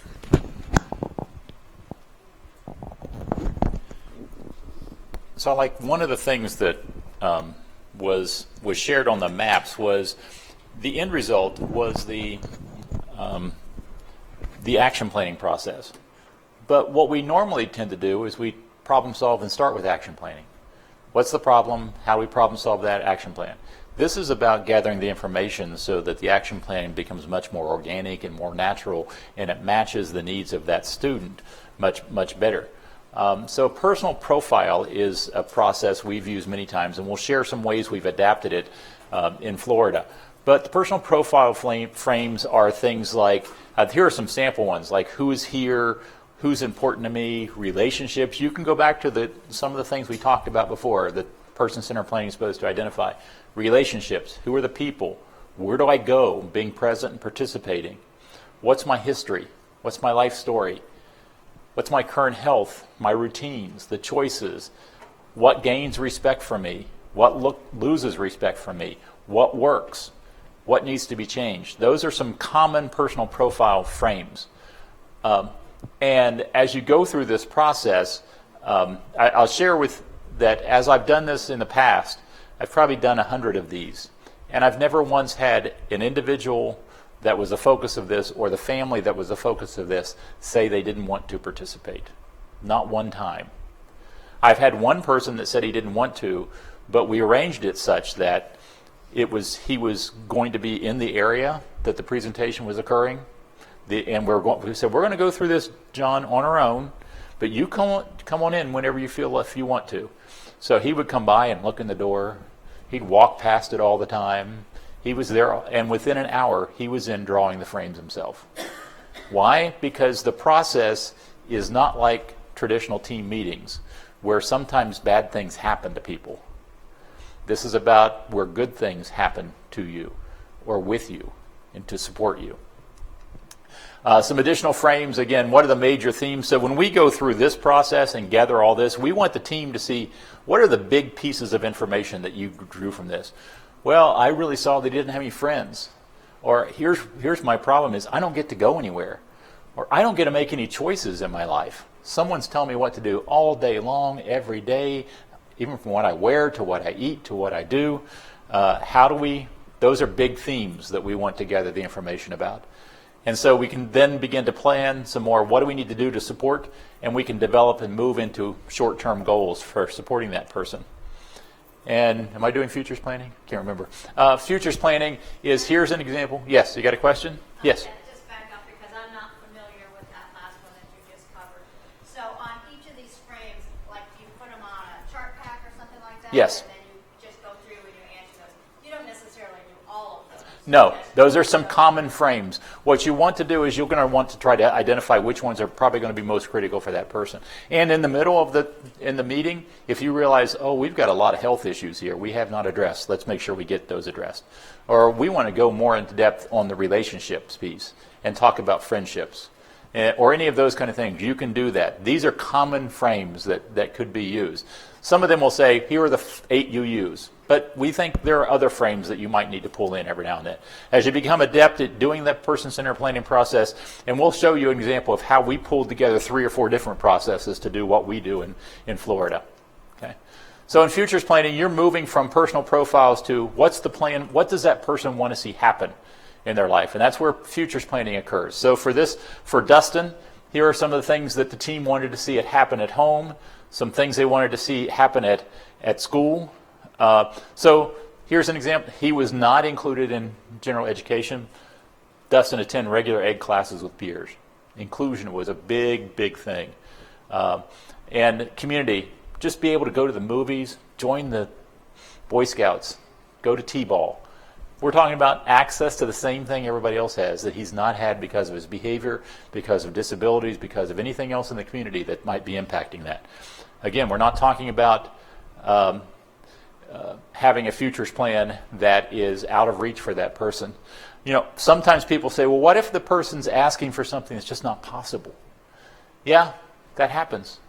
Well, I've had a person that says, I want to be a truck driver.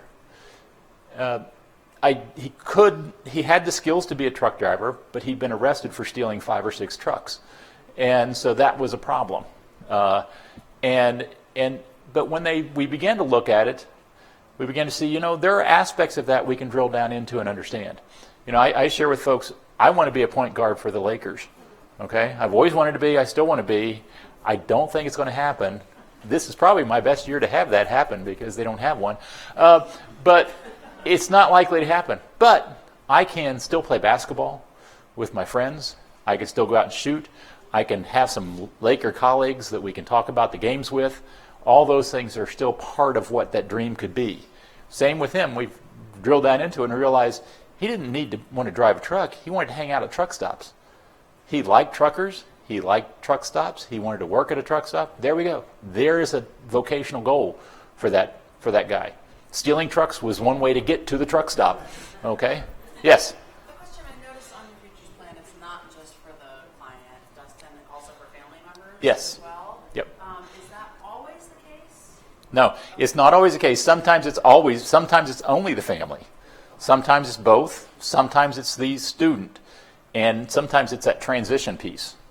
We've had situations where there was that tension there of, I'm 16 years old, I want to start making my own decisions, and my mom still wants to do this for me. Those issues come up within this process. So those are always where you're focusing. Another example for this student, this is a student that had very, very severe problem behaviors. The teacher was beat to death nearly every day, scratches, bruises all over him, black eyes. And we came down to do the person-centered planning process and began to emerge all the issues we need to address to support that student with dual sensory impairment issues and very few communication. Those of you the good PBIS folks realize he was communicating just fine. Unfortunately, he only had one way to communicate, and they weren't teaching appropriate communication skills. For this guy, they were teaching him to identify barnyard animals. Very powerful. So if he encountered a chicken or a goat or a pig, he was socially competent. But he couldn't say stop, help, food, water, bathroom, anything he needed to communicate. So he engaged in challenging behaviors. But there were other things that occurred, is wanting to identify things at home. How do we address leisure activities and independence? And this is where, as they went through the process, there was this very interesting dynamic with the family. And the mom, the school said, we think she might be an opioid abuser because she falls asleep in meetings. She's just not there. She doesn't show up half the time. And they developed this history that wasn't true. As they began this process, they began to realize that he slept 1 hour a night. And she worked 2 jobs and was up with him all night long every night because he had very challenging behavior. She couldn't leave him alone. She never got to sleep. And so you can imagine what you're going to be like if you work 2 jobs, never got to sleep, and you're called into a meeting at school. Okay? And they begin to realize, oh my God, we didn't realize what this is like. Begins to build that team, begins to build a commitment to that family. Okay, nothing's working now. Hold on. There we go. Take you off again.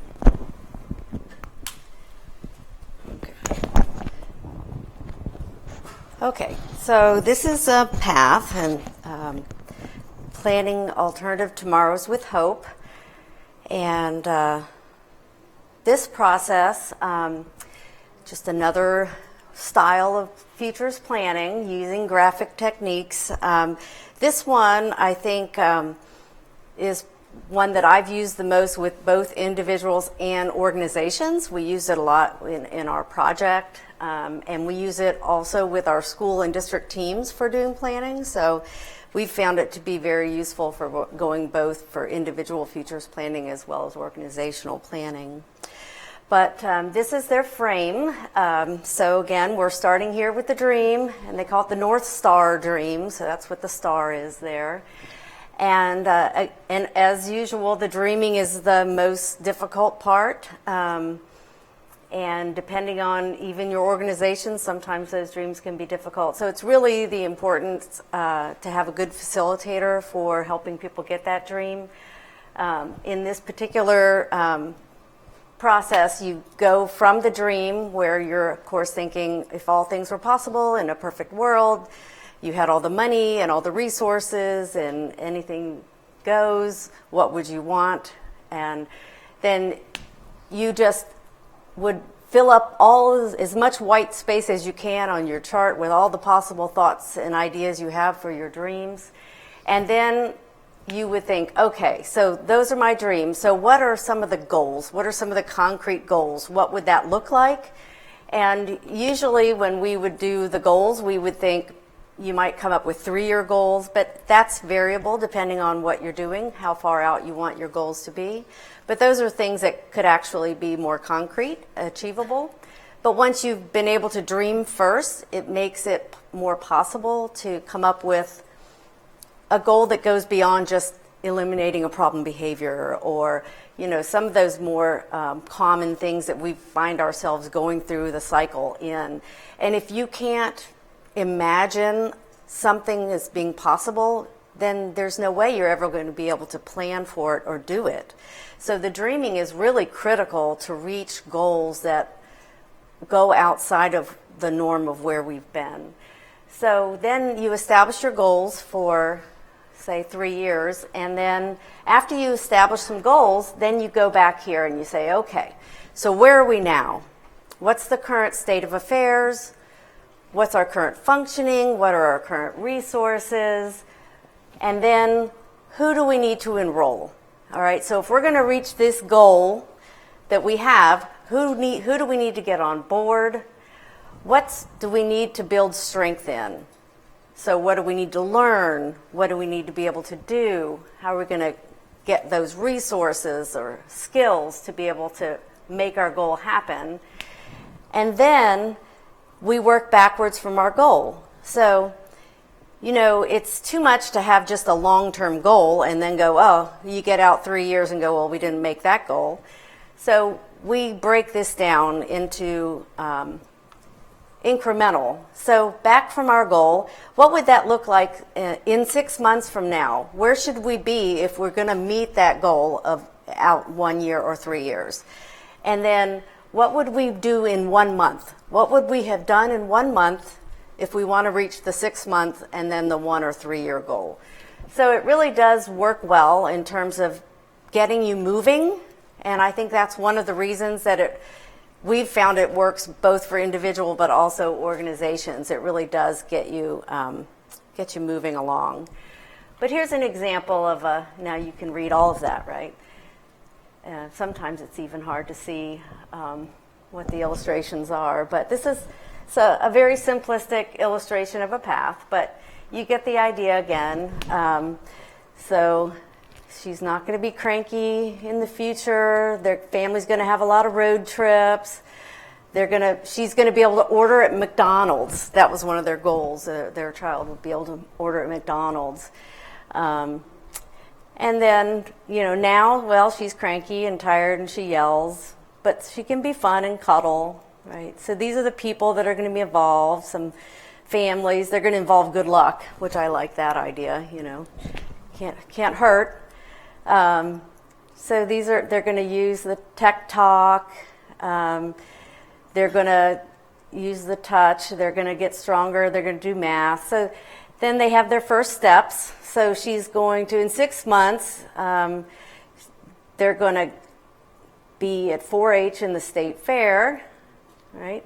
And by 2 months, see, you can adjust the time frame to what meets your needs. She's going to have her first sleepover in 2 months, see? And the first step, she's going to have an art award. So you see, you can personalize the timeline, and you can make these things personalized in terms of what's important and functional for your goal. Right. So Dawn's going to share how we integrated the planning process.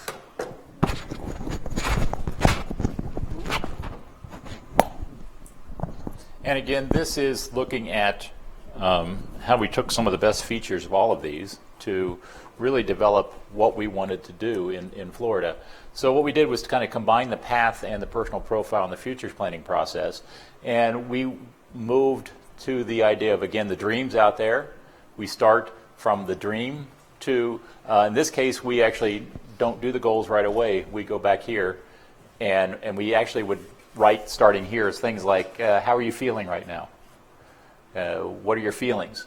And we address many of these different areas, from people, places, health, history, choices, respect, strategies, hopes and fears, barriers and opportunities, the themes from all of those, and then we just have a simple, what are our big goals? How do we take a first step back?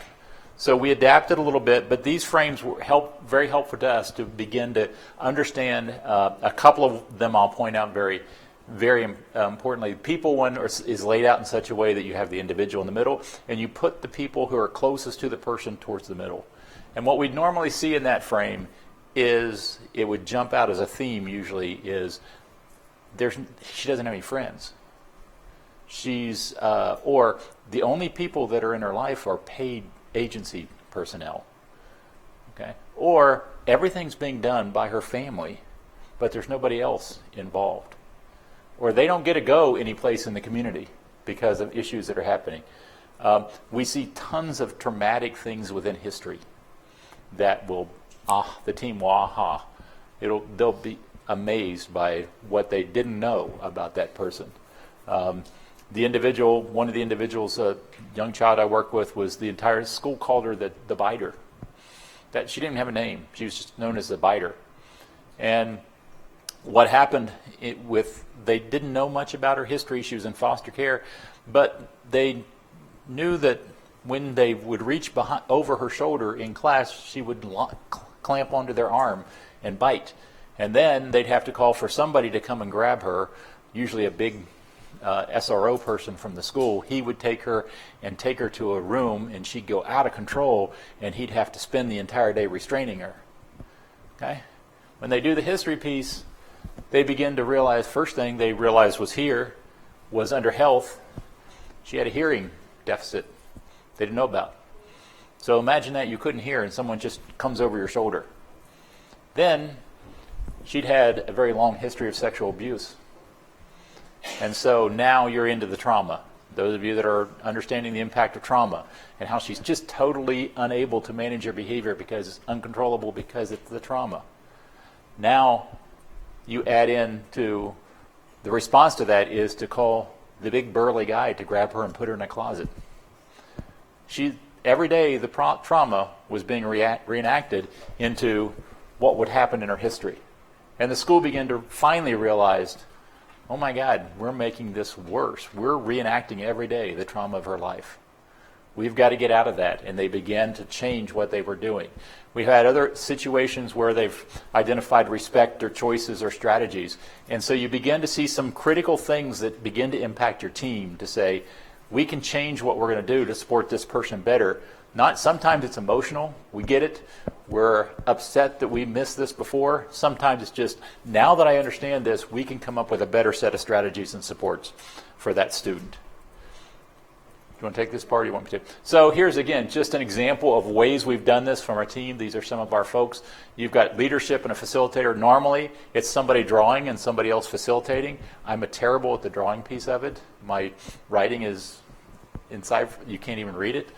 But I use a lot more words than pictures. Other people can use pictures very well. But I normally combine those two. Someone with some skills at the art piece is great. And having a team there, having different representatives and different folks that are there that can impact the outcomes for that individual.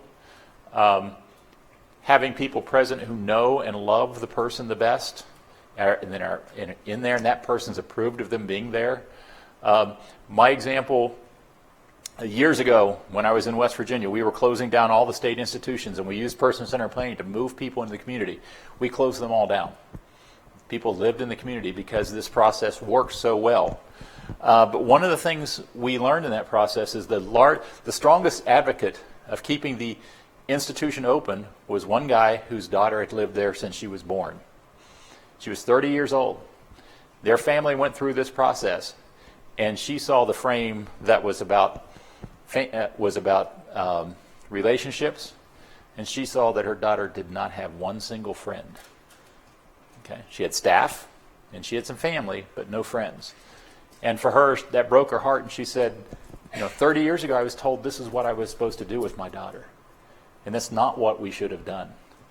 And we want to see her live in the community near us, and and they did. And 5 years after that, he was running Home of Your Own program, where he was finding hundreds of people with disabilities that had left institutions, homes in West Virginia, because he got it. So not only did it impact her, but it impacted the whole family and impacted the whole system. As Karen says, we've done this work with entire agencies that say we want to change the way we work. We don't want to run a group home. We don't want to run day programs. We don't want to run segregated special education settings. We want to change our way of work. And they use a person-centered planning process and PATH process to do that. And it's a team of individuals who help you reach your dreams. Graphics, utilizing those. Food's always a good one. Do this. This process can take anywhere from a couple of hours to 3 or 4 or 5 hours. Usually it's about 3 hours. But it's skilled at doing the process and preparing people for the process. It's not that difficult. Sometimes you can do an hour here, an hour there, an hour there. Do them in a restaurant. Do it at somebody's house. It doesn't have to be in an agency or in a classroom. Do it wherever that person's the most comfortable. Here are just some examples of testimonials. Person-centered planning is about believing in someone. You come out with a better understanding of what the person wants, how you can help them get it, and then believing that they can achieve it. You're focused on the behaviors and the limits of the ability to make the person's needs a priority. That's what person-centered planning gets you away from just addressing behavior. Okay? So we're going to talk about another example of the renew process. Again.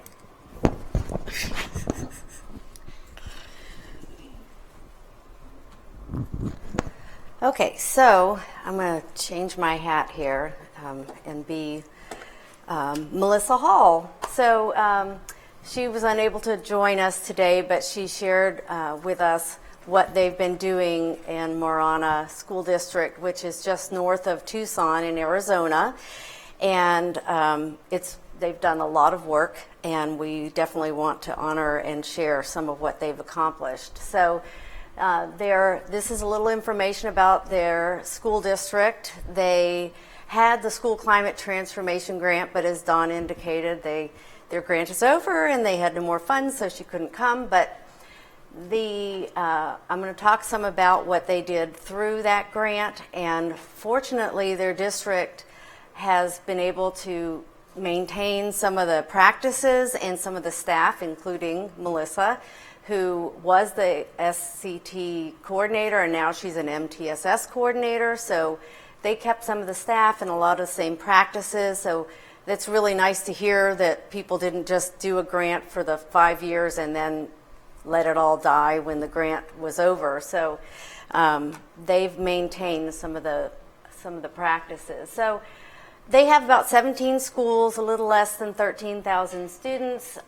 Their students are primarily white and Hispanic. A little bit of information about their students, about almost 40% on free and reduced lunch.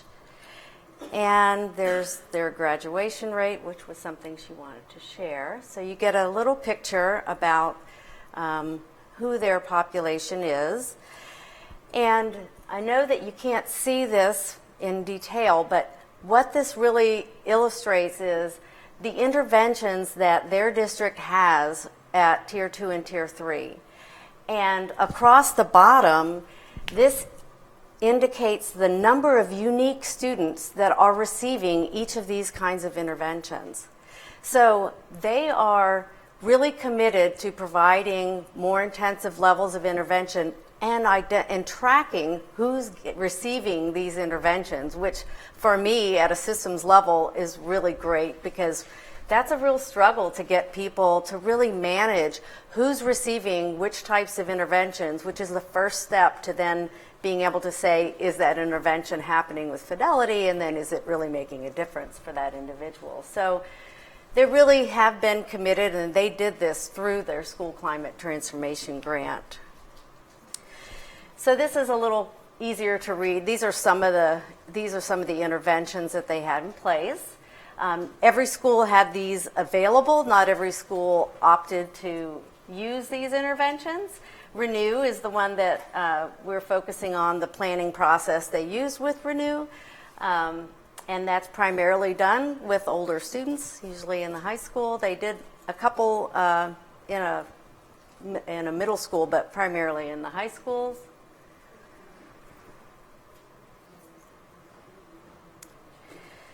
They also employed a lot of resources at the district level to support those programs, those interventions that they had for students that needed more intensive supports. So it's really, I think, a testament to, they didn't just do school level interventions, they really developed a lot of district level supports in order to make sure that the schools and the individual students really had success. The other thing the district had is commitment. So they actually made these 5 areas that they committed as a district, and they're all really important, right? And it's nice to see that they're a committed district to all of these things. And we're going to see how these commitments really play out in the Renew process. Particularly strong relationships, really a key. And the engaging learners for deeper learning. So keeping students engaged is really one of the priorities and the purposes of the Renew process.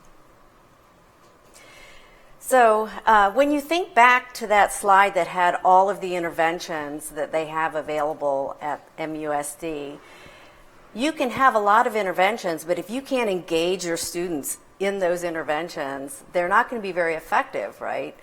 And so how do you build engagement, and their philosophy is that it's through building relationships. That if we can really build the relationships with our students, then we can engage them better in the interventions, in the school, and then we can be more effective. So I'm going to ask a question. How do you build relationships? So when you're building a relationship, how do you do that? What does that look like? That's not rhetorical. Yeah. Getting on their level, taking time to communicate. Take time. With them, say good morning. Those check-in and check-outs are amazing. Communicating regularly. Yeah. What else do you do when you want to build a positive relationship with someone? Ask questions. Ask questions. Authentic caring. Be caring. Authentic. Mm-hmm. Be your word. So you got to be trustworthy, right? Share parts of yourself. Share something about yourself, right? You be a little vulnerable yourself, right?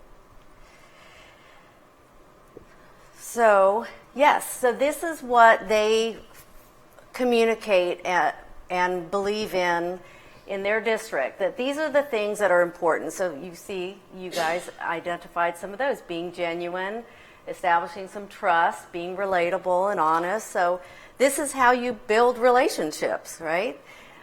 These are important things. And you build relationships with students the same way you build relationships with adults. They're people, right? So we also know that relationships take time, right? You're not going to build a relationship in 5 minutes. It's just not an instantaneous sort of thing. So it takes effort and intention to build a relationship, right? What happens if you have a relationship and then you don't spend any time or focus on it, right? It loses something, right? Relationships take time and intention, and that's true with our students too. So if we don't have a focus and intention on those relationships, we're not going to build them. And so you take the time to get to know a student and understand their goals and barriers, and that was important in this school district. So now you know some strategies, right, for how to understand people's goals and barriers. We've introduced you, at least briefly, to a bunch of strategies, and you can learn further about how to facilitate and use those.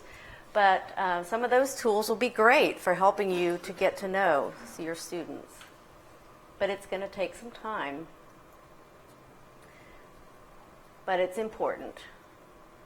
Right, so here's a nice little quote from one of their counselors.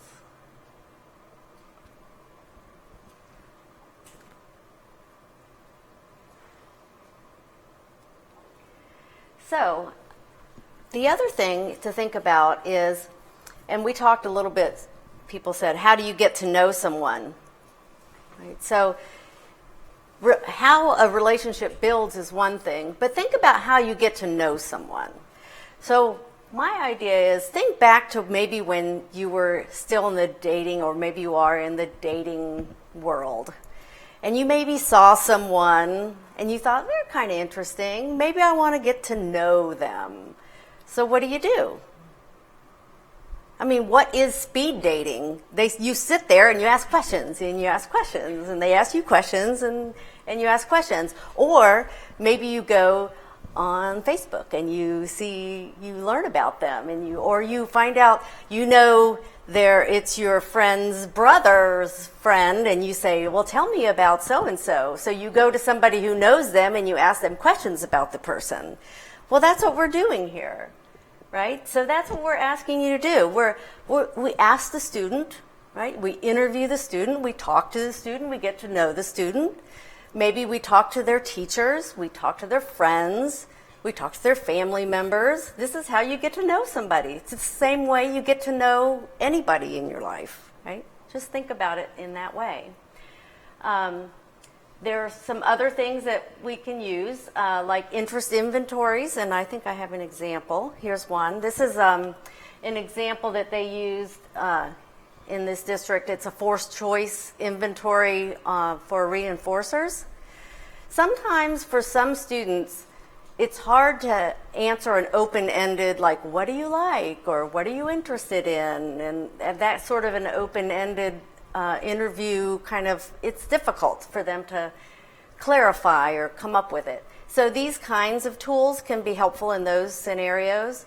And, you know, choices are hard, and a choice from a big, long menu of things, like which of these 52 things do you like, check all the 52 things you like. Well, then how do you even know which is priority, which things like... So these kinds of forced choice surveys can be really nice because you'll see they repeat. So here they've got the bag of chips with the classmates ask you to be on a team, and then classmates, so maybe you like classmates asking you more than a bag of chips, but maybe you don't like classmates ask you to be on the team more than being the first to finish your work, right? So you can start to, through these kinds of inventories, you can really understand maybe a little more about the priorities of an individual. Where do you find examples of these kind of forced? That actually has a link to the survey in this. And I think if you just Googled that term exactly, you would get it. So the mapping process they use for Renew has these elements. So as we went through, what is our timing? How much time do we have left? Okay. As we went through our examples of the different person-centered planning processes, you see they use a lot of the same ideas. They do a history. Histories are great. One tip for when you do a history, because people could get really involved in their history and it could take a long time. So one strategy is to be in 2 to 3 minutes, give us your history. So you give them a time frame. Another is, and one of the frames that we use, it gives blocks. So there'll be like 6 squares that you fill in. So it forces you to think of what are the 6 most critical points in your history. So things like that can help to kind of frame it up a little bit so that people don't go down rabbit trails in talking about your history. And then who are you today? A little bit about, so that you get from their perspective who they are and what's important that they see about them as an individual. Strengths and accomplishments. What have they done? What do they feel like are their most powerful traits and things that they're proud of about themselves? Who do they have relationships with? And we talked about maybe they don't have a lot of relationships, or maybe those who are working with that individual don't even know about who are those critical relationships that they have that you could tap into. And then this is a really great one, what works and what doesn't work. When we did this a person-centered planning orientation with our project staff, we had them each pick a frame and do it, and one of our staff did what works and what doesn't work, and it's like one of my favorite things to do, because it really does help the people that you are around on a regular basis to know what you respond positively to and what you don't, what you're going to respond negatively to. So, and that's from an individual perspective. When I've done this planning process where the individual student is not there, maybe they're not high enough functioning or whatever, and it was more like the family members and other support people there doing the planning process around the student. It tends to be like, well, what works when we do it for or trying to address the individual, and then they respond positively or negatively. So it's different whether you're the individual sharing what works for me or not, or whether you're an outside person saying when this occurs, it's a negative response or a positive response. Interesting. And then, of course, our dreams, fears, barriers, concerns. And, of course, the goals. So how many of you are familiar with Renew as a process? Okay. So not a lot. So We don't use Renew in Florida right now, but let me get its absolute total name, because it stands, of course it's an acronym because we have to use acronyms. Rehabilitation, Empowerment, Natural Supports, Education, and Work. That's what it stands for. So it's an individualized transition planning. So it's mostly done students in high schools who either have behavioral or maybe mental health kinds of problems. Usually these are students who aren't very engaged in school, having difficulty with either attendance and definitely grades, and just really aren't being very successful in that setting. And but it's very youth driven, right? So that's a very important key. If you think about how successful is a student who we're trying to get them into adulthood, from high school into adulthood, if they're not driving the goals and the motivation isn't being found from within them, they're not going to be bought into that process. But it generates creative opportunities for those students. So the idea is our high schools, our school systems are very much system driven, right? So you must have however many credits to graduate. You must have this many math courses. You must have, and very much the system. And if you don't work in the system, you fail. But the idea for Renew is that what does this individual want? And then how do we build a system, a creative system, to be able to help that individual make that goal happen? And then we just get creative and figure out how to make it happen. And so it takes them out of figuring out how do we help you fit in the system and make you, how do we force you through this system successfully, which is what we've mostly done in education when we're trying to help somebody who's failing the system. How do we help you not fail the system? This takes that whole idea away and says, what do you want and how do we help you get that? Right? So it really is a very youth-driven, and the student is in the driver's seat, and that is critical to this.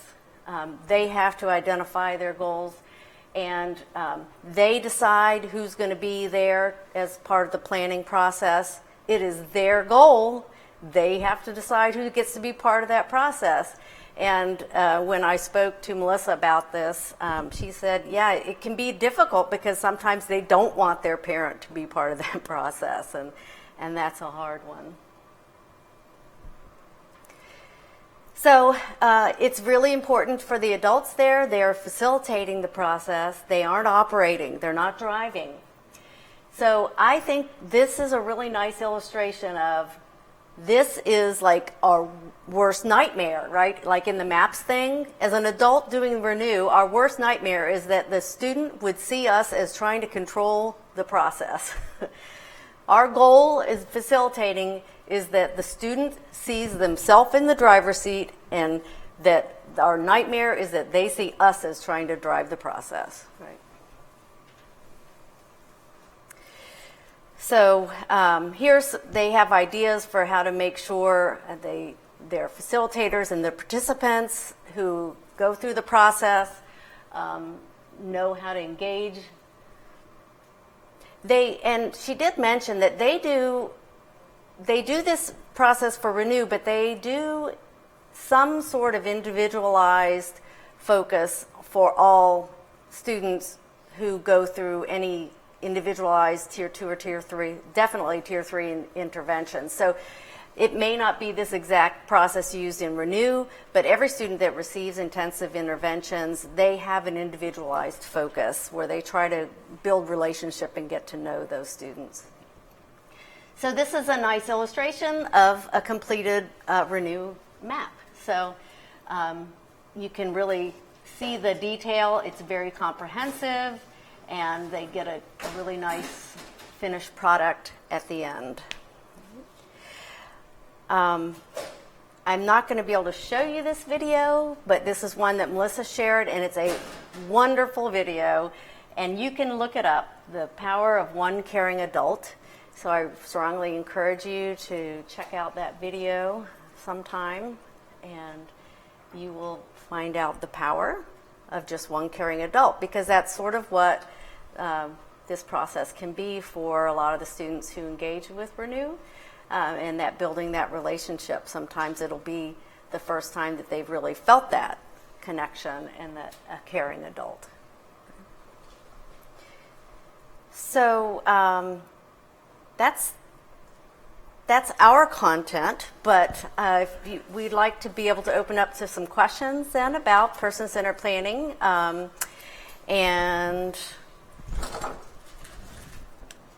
any questions you have about the process or different processes or things you've used? Those of you that have used person-centered planning, what have you used and what was your reaction to it? How often do you come back to it? Like after you do this process, then how do we then continue with it? Yeah, and in many of the processes, that's actually within there. So, for instance, if you've got the PATH process, you'll have a 1 week, a 1 month, a 3 months, all those kind of things. So it's generally set up to be, we're going to meet together weekly, or we're going to meet together monthly, or however that's going to be agreed upon by the team. Okay. It's very seldom it's where you just do it and you forget about it. That's not going to work. So it's, you come back to it, and sometimes you'll have to redo it. You realize, okay, the strategies or what that person wants in their life has changed. another thing that some teams have done is every time that, because they're on this really nice chart paper that's very attractive and interesting to look at, is every time the team gets together to do data reviews and updates and process, they put it on the wall. So it's always there as a reminder of the intention. So it's helpful to kind of keep them on track. So sometimes maybe you do tend to get focused around the data and the behavior and that kind of thing. So it's not that you don't have those meetings anymore, and it's not that you aren't focused on some of those things and those data, but that you don't lose sight of the larger goal that you're also trying to work towards. Other questions?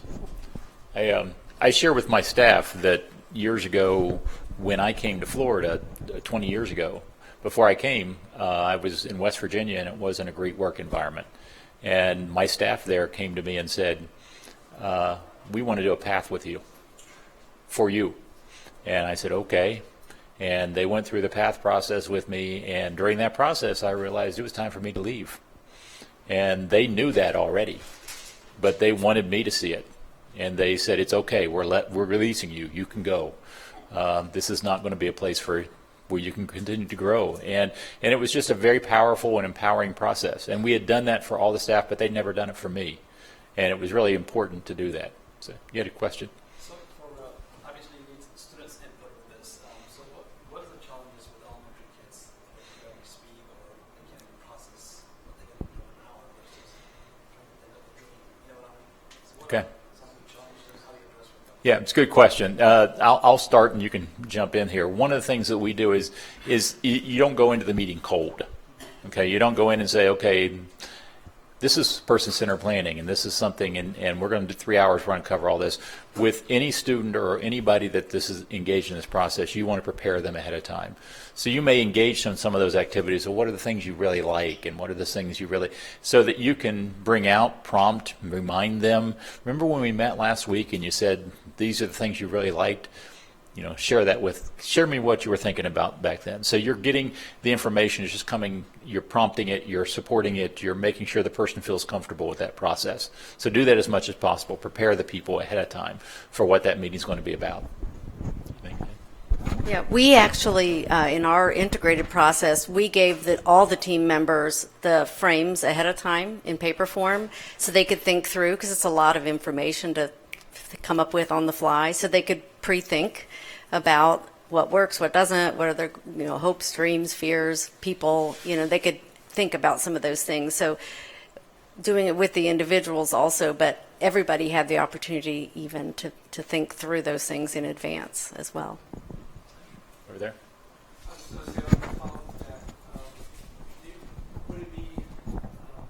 I have kids like 30 minutes, 3 times a week. And so I was wondering, maybe given those frames on their own first, let them focus on that first,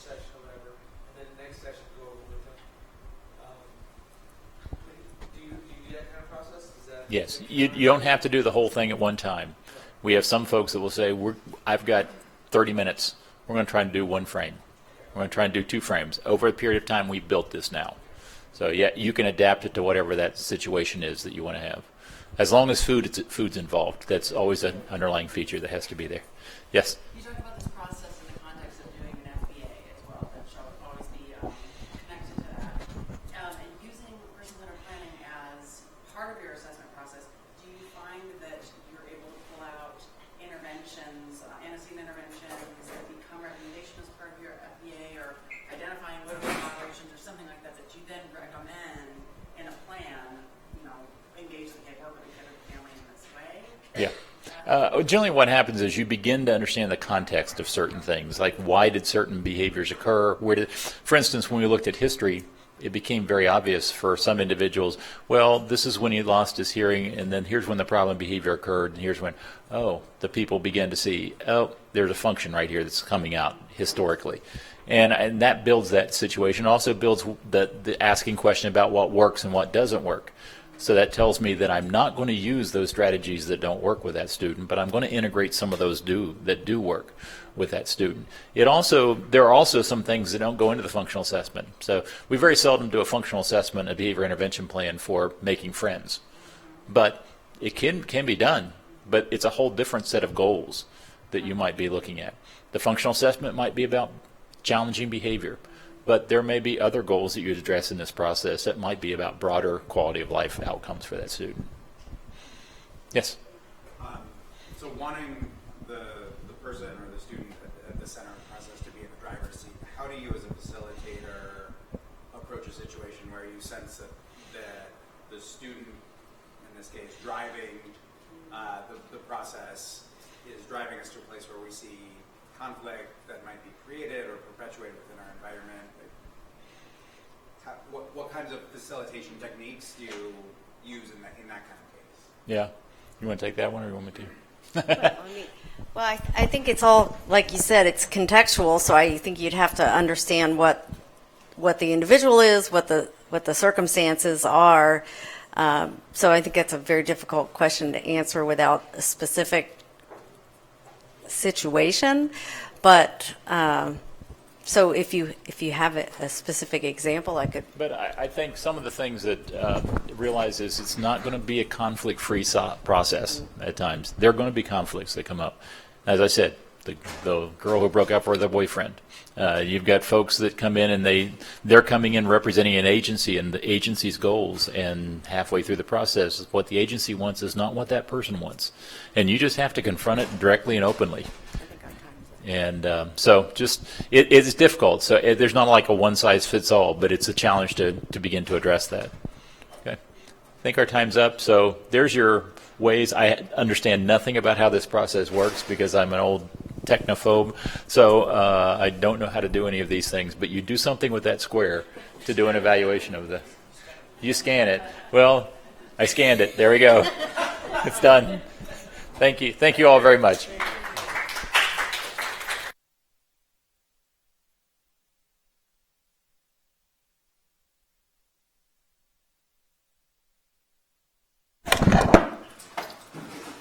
Is in the back?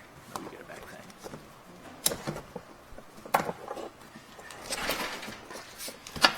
Okay, on to the next one. I'm about lunch, and then I've got the whole state leaders thing. Oh, yeah. That's over on this side too, somewhere. It's someplace. Nobody will be able to find it. It's a hidden area. So I was told to go up the staircase out there that had rope around it, so I just jumped over the rope because, of course, the rope didn't say Don, don't come jump over this. And I got to the top, and I was in the cemetery, the Catholic cemetery presentation. They said, you're not allowed to be here. I said, hey, I might be Catholic. And I might run a cemetery. Or I might be dying soon. You might want me.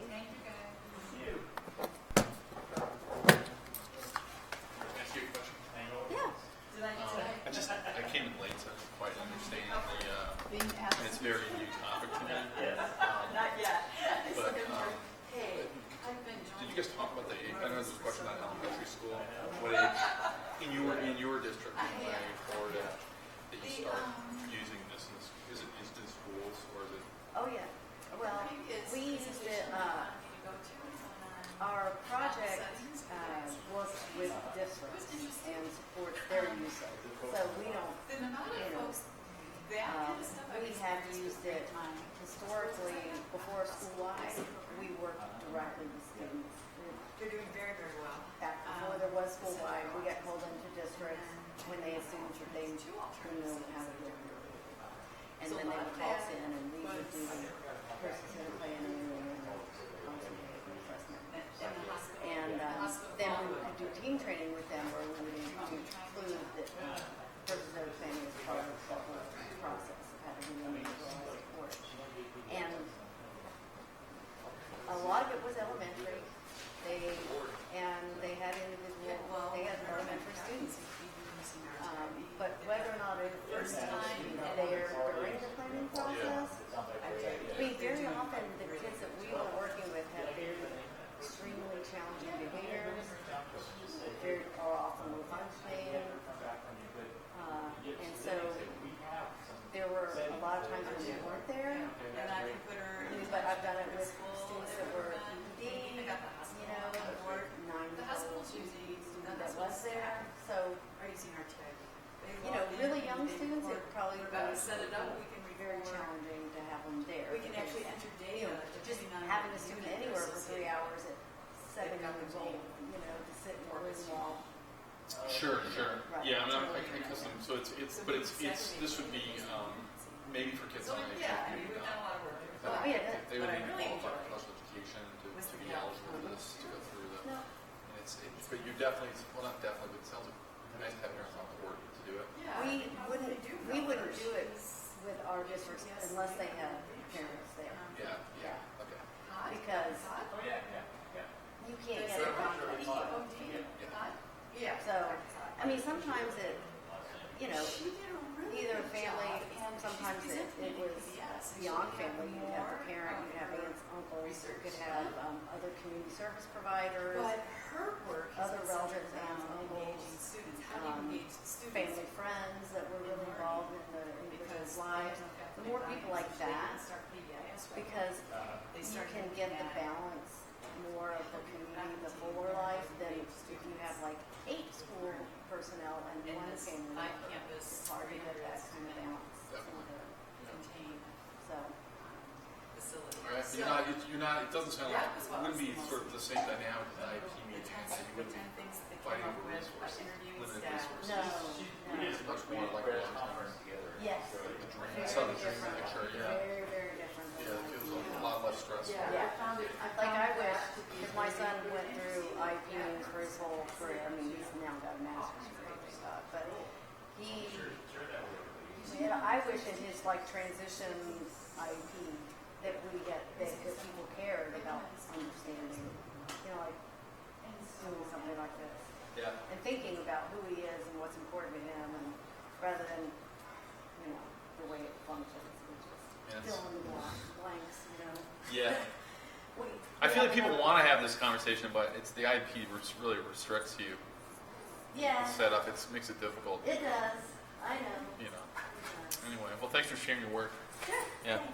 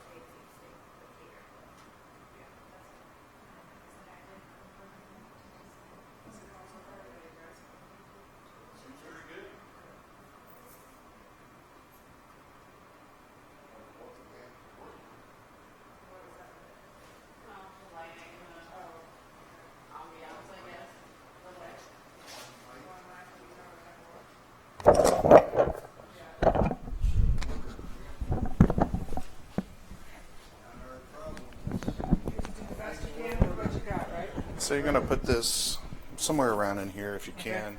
You can sit on your lanyard if you want. Okay. So you don't have to put it on your jewelry or. Okay.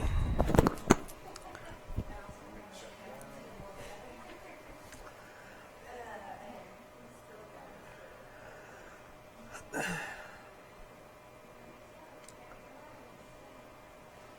mean, that feels pretty good to me if you want to look at that. And That looks good to me. I don't know. Cheryl, the chairs are in the background. Is that, you can see it there. Do you want chairs out of the background? I think it's okay. I'm just, can we go any tighter on her?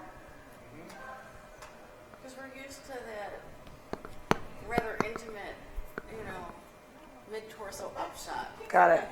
Got it. If you want that, then we're going to have to scoot her back some if you want it tighter. Okay, let's try. Scoot me back some. Is this good?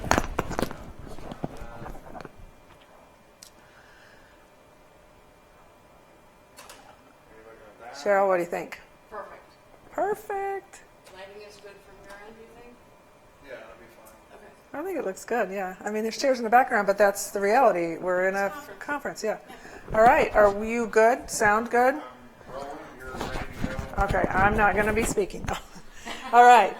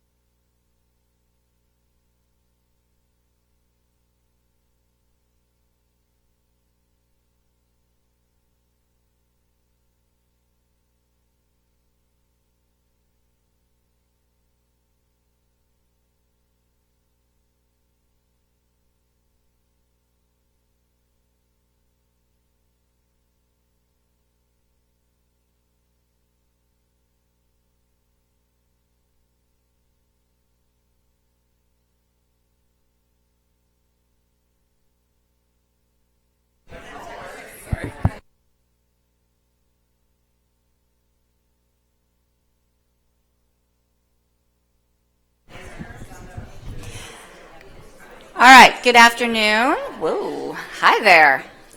I'm Kelly Perales, part of the Midwest PBIS Network team, and with me today is Susan Barrett. I'm going to let her introduce herself. Hi, I'm Susan Barrett from the Center on Behavior. Where am I from? I'm from the Old Dominion University and one of the center partners, so it's really good to see everybody. If you came in just as we were setting the stage for our time together this afternoon, this is really meant to be a networking opportunity, time for question and answer, and some dialogue around mental health integration. We are streaming this live on Facebook, so if you're going to ask a question or make a comment, we either need to put you on the microphone or we'll have to do our best to paraphrase and repeat your question or comment. Anna passed around some note cards, and she's actually happy to collect those from you if you have written down a question or comment that will help get us started with our discussion. We also put a few prompts up here, helping you think about, if you haven't been in a session on mental health integration yet today, the current status of your school mental health or PBIS, or the work that you might be doing around alignment and integration of social, emotional, behavioral, mental health initiatives. If anyone would like to start with some sort of a question, we are happy to hear you now, or we can collect up some cards as well.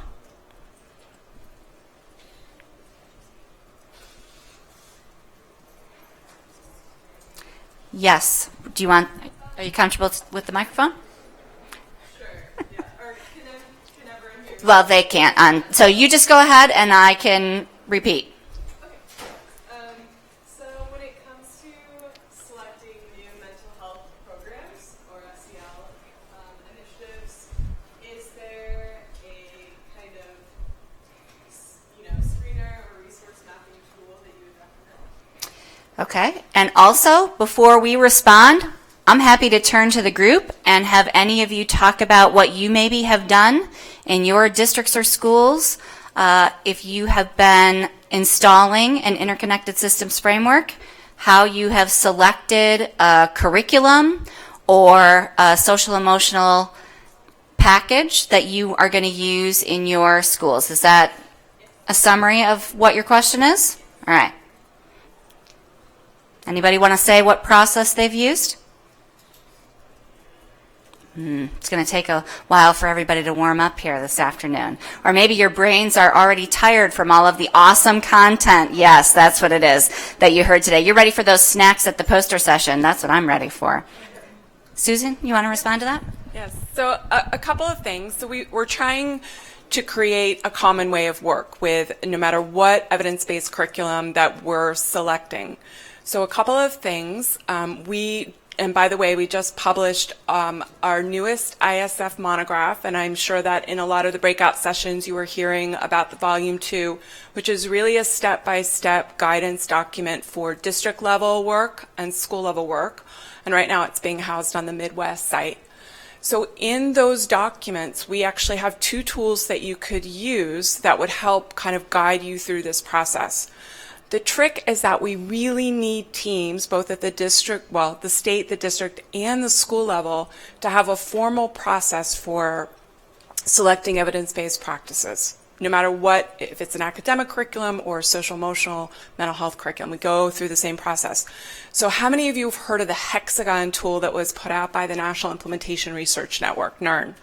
Okay, they have an updated Hexagon tool that actually includes more language around including families and communities. And that actually will give you a guide-by-guide, step-by-step process as the team kind of looks at the data, understands, make sure that we've got the fit, make sure we're not duplicating efforts, right? It really kind of takes you through that formal process. Additionally, we have a consumer guide for selecting mental health interventions that we have also put out, and that could be another tool. You do not do both, right? You want to select one of the 2 or maybe another kind of consumer guide to walk you through that process. So we really kind of want to generalize the process for selection, and so we would want to hone in on those. And those are both on the Midwest site, and we are happy do we have, we don't have additional slides, but we will make sure that we connect you to that. We just launched our national technical assistance site. You saw Dr. McIntosh this morning kind of show you that. So in the next month or so, all of those resources will be put on our national site. But you know, it's hard when we're just kind of getting started with a new site. So right now it's just living in that space.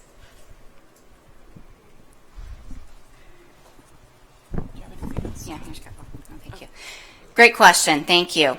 Here's a question that someone put on a card. Where do schools without mental health professionals coming into their buildings or districts get started? How do you invite them in to even begin a conversation to develop a memorandum of understanding? Great question.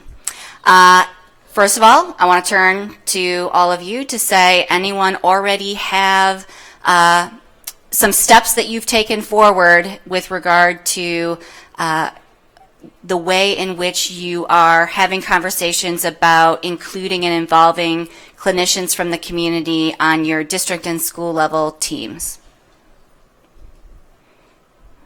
All right, we've got some folks who are willing to respond. Let's see if we can do this. Joe?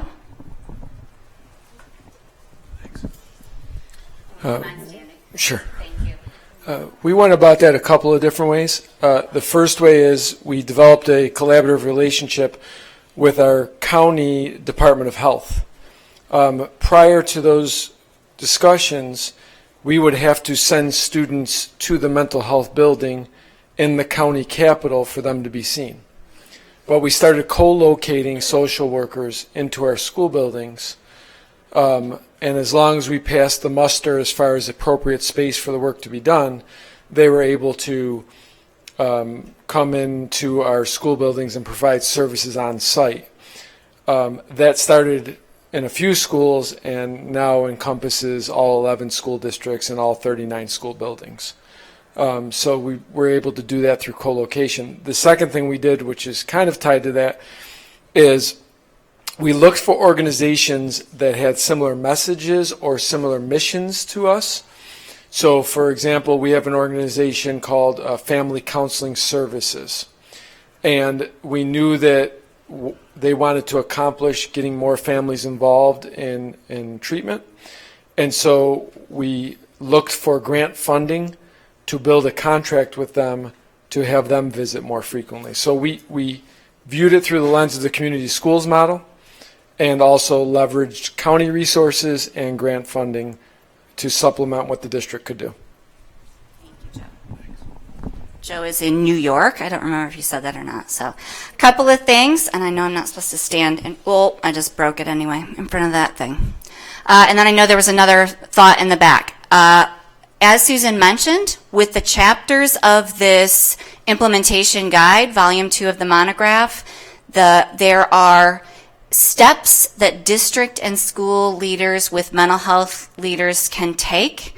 And the first thing we want to have happen is installation for that district community leadership team, which is about that piece of the memorandum of understanding, figuring out roles and responsibilities, funding, policies like how to address confidentiality, etc., right?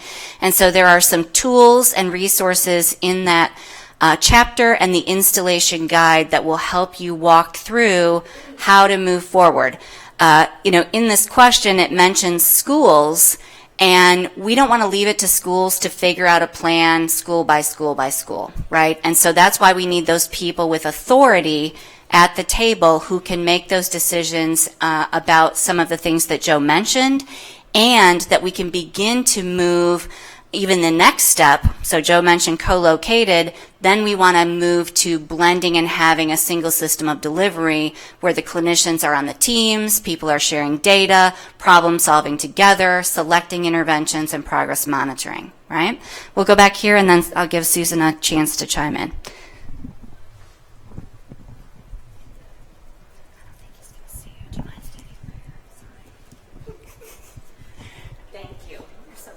I told my colleague I was going to try to get on Facebook Live. So anyway, my name is Peggy, and I am from Appleton, and we have been doing a lot of work around mental health. We put together or pulled together a mental health task force where we invited key stakeholders in our community, medical providers, behavioral health providers, Boys and Girls Club, other agencies that were doing similar work, like he mentioned before, that they were kind of on the same mission that we are on. So we just got everybody together at a really big table and started talking about the needs that we have in our schools, and providers just wanted to hear what was going on. We wanted to hear what they were doing so that we could consolidate and work together. So then we took that big task force and then we created an action team. And that was a smaller group of people that started to do some planning around the ideas that were generated, the resources that were shared, the supports that were suggested. So it's an ongoing work, but at least we got lots of really good people at the table to support us in the work that we're doing. Thank you so much, Peggy. I hope that because you were successful, that means your colleague is going to get you a ticket at the adult beverage station at the poster session. Right? Susan? Yeah, so one thing to keep in mind is that this is going to be a journey. So we really want to incorporate a phase-based approach. And it doesn't mean that you have to have every community partner at the table initially. We want to open that invitation up, certainly, but through your resource mapping activities and through kind of learning about the current things that are happening in the community, we'll open up, and over time we'll be able to extend those invitations out to a broader audience. The trick, though, is, so here's my worry. So MTSS is really popular, right? And people have different interpretations of what multi-tiered system of support, what PBIS is, and a lot of that has to do with a lot of people around the table. Everybody's got a unique definition to it. Everybody has kind of a unique experience with it. And so as MTSS and ISF and these whole child approaches get really popular, popularity tends to support fragmentation. And so I feel like we're getting better at MTSS, but we're still working in a siloed system. So we really need to move from, once we do get our partners at the table, for us to be encouraged to have that team shoulder the responsibility of the mental health supports throughout the continuum. And that our language is going to really matter in the beginning. And so as we move to our expanded teams at our schools to include our community partners, it's going to be really important that we move away from talking about referrals, because referrals means handing off to a different group. So how do we change that to be a request for assistance process? So in our integrated model, we're going to have a request for assistance, because now we've got the expertise within the team to be able to together decide what our kids need, starting from a prevention mindset. What do all need, and then how do we increase the frequency and dosage once we get that tier 1 supports really, really strongly in place. And so I want you to think, single system of delivery. We need a single set of teams. We need, as we get our partners on our teams, to move away from business as usual, to rally around the core features of MTSS so everybody understands that this is the way of work. And then think phase-based. Take a big, deep breath. This is phase-based, meaning we are only going to do what's realistic and feasible right now. And then we're going to expand to other partners around our communities as we grow this. But don't think you have to have every single partner at the table. The key is to see who's at the table that's willing to partner with you right now at the district level. And then again, use that phase-based approach and use some marketing and messaging so we're really clear about what this thing is and how it's unique than anything we've ever done before. Because it's deliberate integration. It's not siloed MTSS work. Follow-up questions, comments, thoughts?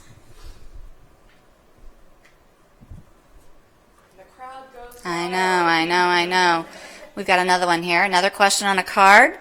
Suicide has been a big epidemic in schools lately. What proactive approaches are districts using for suicide prevention? Any of you have a suicide prevention model or approach that you're using in your districts and schools?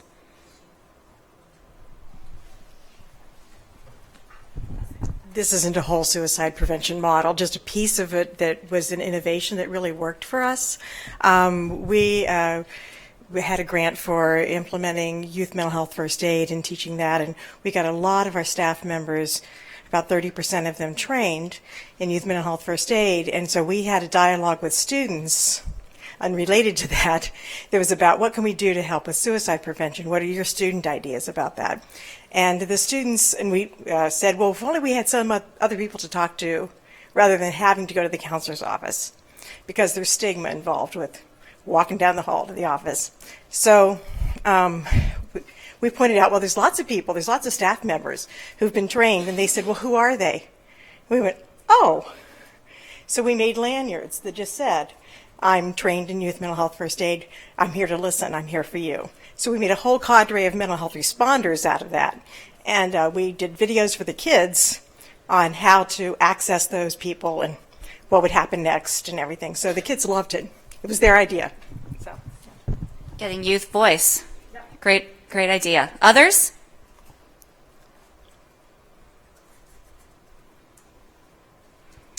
All right. Yep. Okay. We just did a session right before this session, and we were talking about self-care strategies and incorporating social-emotional health components on the teaching matrix. So how many of you are using a teaching matrix to teach behavior specifics skills, right? So how do we expand the utilization of that teaching matrix to incorporate self-care? And one of the things that the school did, because of the sheer numbers of kids that were experiencing just thoughts of suicide, they actually put the suicide hotline on the teaching matrix as a way to say that there are people out there that care. So that's one way of kind of thinking about it from a prevention landscape. But it really has, if we can talk to our kids about what it is that would be helpful for them. I love, Carolyn, your example, because it came from the kids, and we've got to get our students' voice here. I think that they are much more open and honest and transparent about kind of the thoughts and feelings around this, and so to the extent we can harness that to really kind of reposition how we're thinking about it, and that we're really building the capacity of every staff member to be a mental health ambassador, we can create that momentum for making sure that mental health is for all.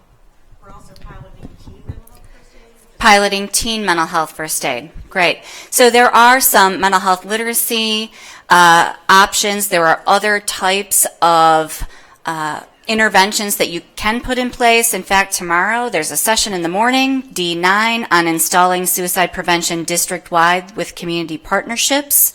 This on the card it says, seems like it's been a big epidemic lately. We know that 10 years ago, when we began coalescing around this work, suicide was the 4th leading cause of death among young people. It's now the 2nd. It is absolutely a public health crisis.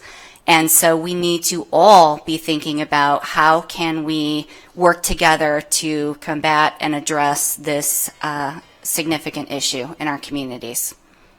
Other questions, and happy to collect some more note cards. I'm sorry the room isn't conducive for us navigating around very easily. Anyone else have a note card that they want to hand in? Yes? No? Do you have one? No? Other questions that you wanted to ask about today? You've been thinking about it since breakfast or the A block. Rebecca? Back to the suicide. In Georgia, we are promoting sources of strength. Oh. Thank you, Rebecca. That's not part of the deal.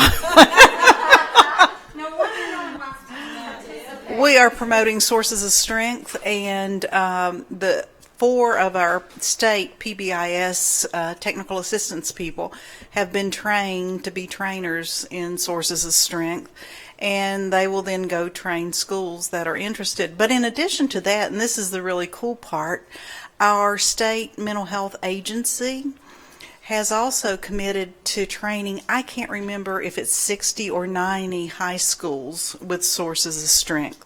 So it's big work in Georgia, and we're trying to tackle it. Very good. Thank you. Thanks, Rebecca, for sharing. Others?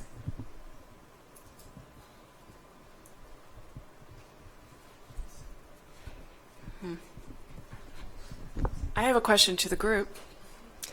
Tell us what you're doing to establish a culture of wellness for your adults. We have a very tired workforce, an overwhelmed workforce. So I would love to hear from you all. What are you doing to support your staff in this work and incorporating staff wellness? What are some of the things you're doing?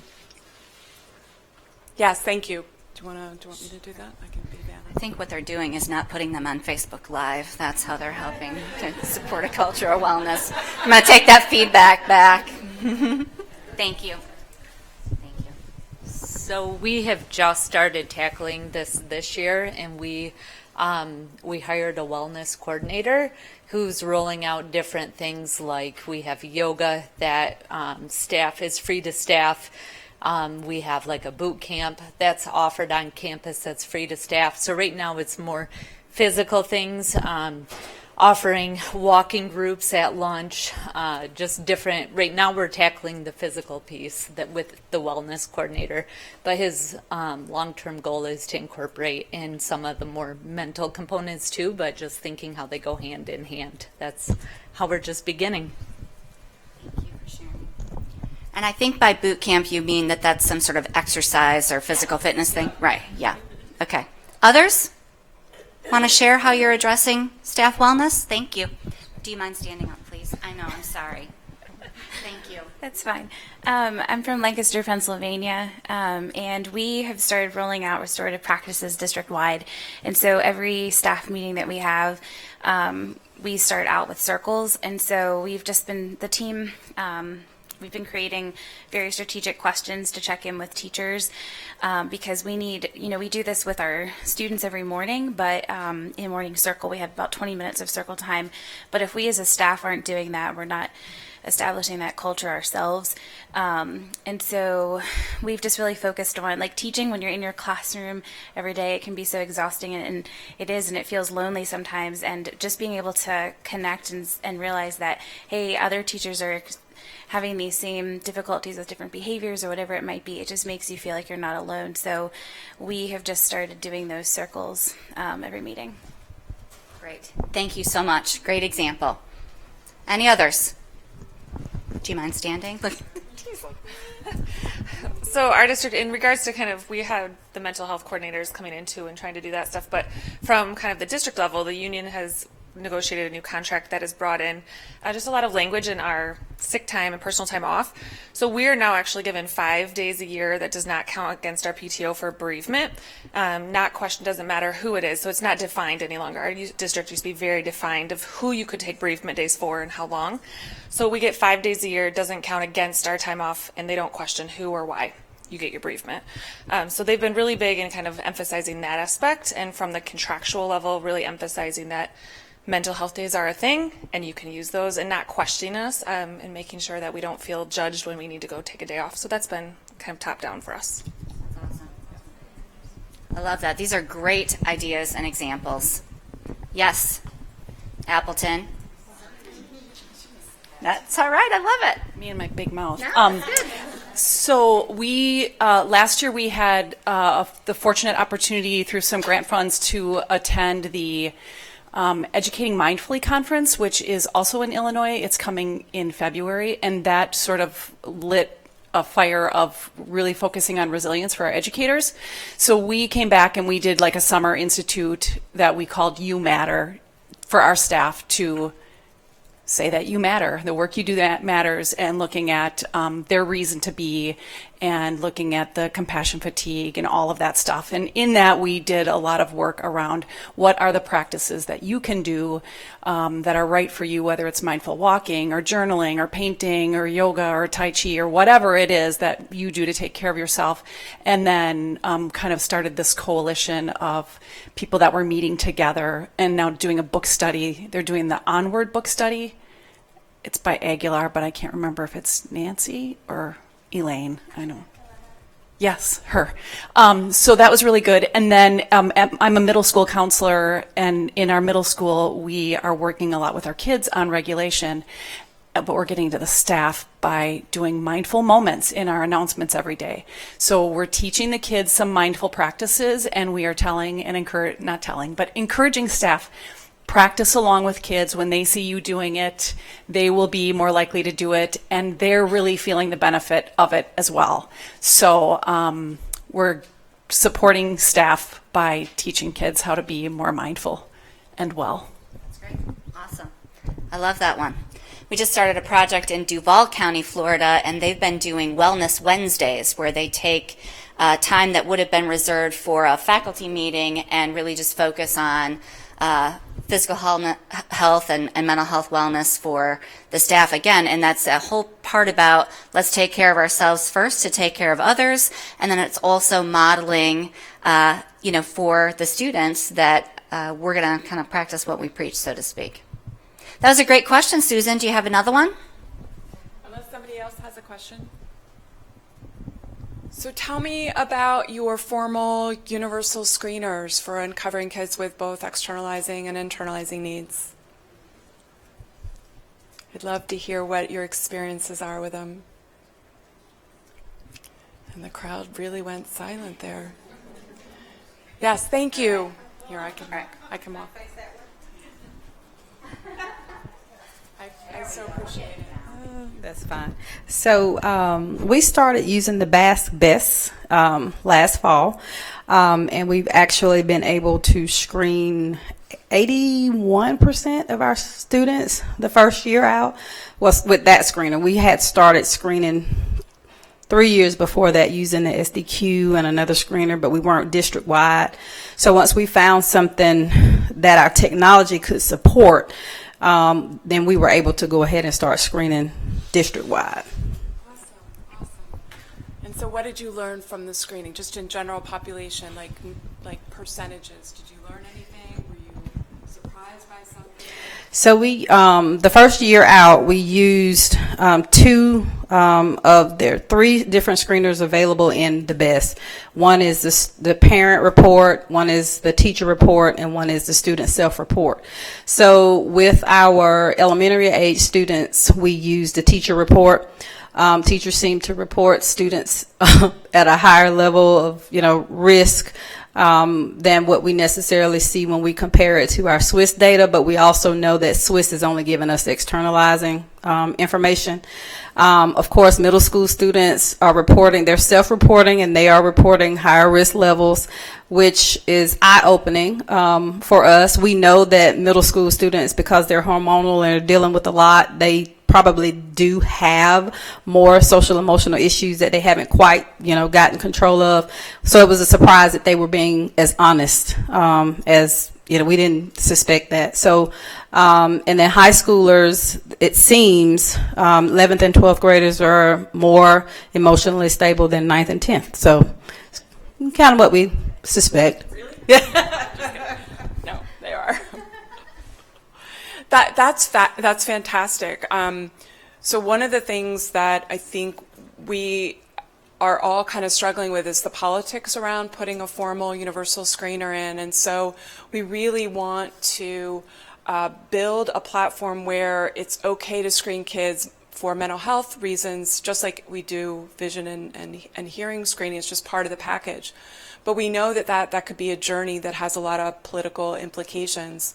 We have in the volume 2, I'll go back to that again, we put a lot more resources in there for establishing a very specific timeline for moving through installing a formal screener. But in the meantime, we have access to a lot of data, a lot of natural data sources that tell us when kids are experiencing stress. And it's not just coming from office discipline referrals. What if we were to start looking at nursing logs and instructional time and lost instructional time and some of those escape maintain kind of behaviors that manifest themselves in a headache or a stomachache complaint that could be uncovering kids with internalizing needs. So think of your natural data sources. Are you looking, when you're looking at your office referral patterns, are you looking at your nursing logs with that?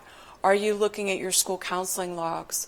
Are you looking at your tardies and your attendance as a sign, a behavior sign, that there's something going on that's causing them not to come to school? And so in that way, we can start to uncover things that we normally wouldn't see. So we're really asking folks to take much more of a surveillance mindset with your teams and really actively uncover kids who would not get supports until they were experiencing much more stress in their lives, and it was kind of eking out in very risk kind of ways. The other thing that you can do is foster care and connection with every single child that enters your educational space, right? Enters your school. And one of the things that we can do in the first quarter to uncover needs that might not be hitting our radar in a data source is to put a picture of our students in a faculty meeting, maybe put a picture of every single student that's in your school, and ask your staff to put a sticker next to a student for whom they have a relationship with. And you have to operationally define what a relationship means, right? Do you know 3 things about this student that you otherwise wouldn't know if you hadn't had a conversation with them? Operationally define that. And then stand back and look at the wall to see which kids don't have adults that are connected to them. And that will give you a good sense of maybe going through a discovery and learning about the kids and making sure that we're connecting with every single student, because the relationship is also going to help us uncover a need or a stress that, again, we might not have the opportunity to. The system, though, needs to make sure that we have the time, space, and support for our adults to feel like they can do these things. They can foster care and connections. We are overwhelmed by all of the things we're doing day in and day out. So to be able to have our leaders say, yes, get the time to foster the care and connection. So the systems really have to be set in motion so that we feel like that's worthy of our time, and we need to dedicate that and prioritize that. I think Katie's got Yeah. something in the back there. Mm-hmm. All right, Katie.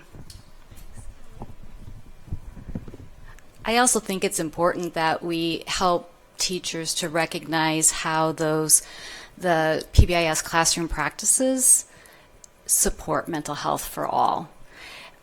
If we can reduce the amount of disruptions in a classroom, how does that impact the mental well-being of not just the students, but also that teacher? So I think it's really important that we focus on that. Regarding screening, we have a district community leadership team, and we have a subcommittee that's working on screening. So, and that involves some people from agencies in the community, as well as our school, some school counselors and such. But they're not only trying to figure out which screener to use and which one matches the needs of the community, but they're also really coming up with a plan of how is it going to be rolled out. So what kinds of information needs to go out to the community and to the families so that they understand the reason for the screening and how it's going to be used, but also making sure our systems are ready for it. So when we uncover the need, we know how we're going to use the data, how we're going to make decisions about what level of support different students are going to get. So that's really important as well. And then also planning out, roll out what kind of training do teachers need, and like what do they need to look for so they know how to complete the screener. All right. Okay. Other questions? Joe.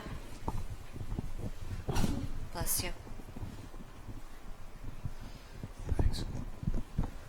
One resource that may be helpful in terms of screening tools, Miami University of Ohio has put out a compendium.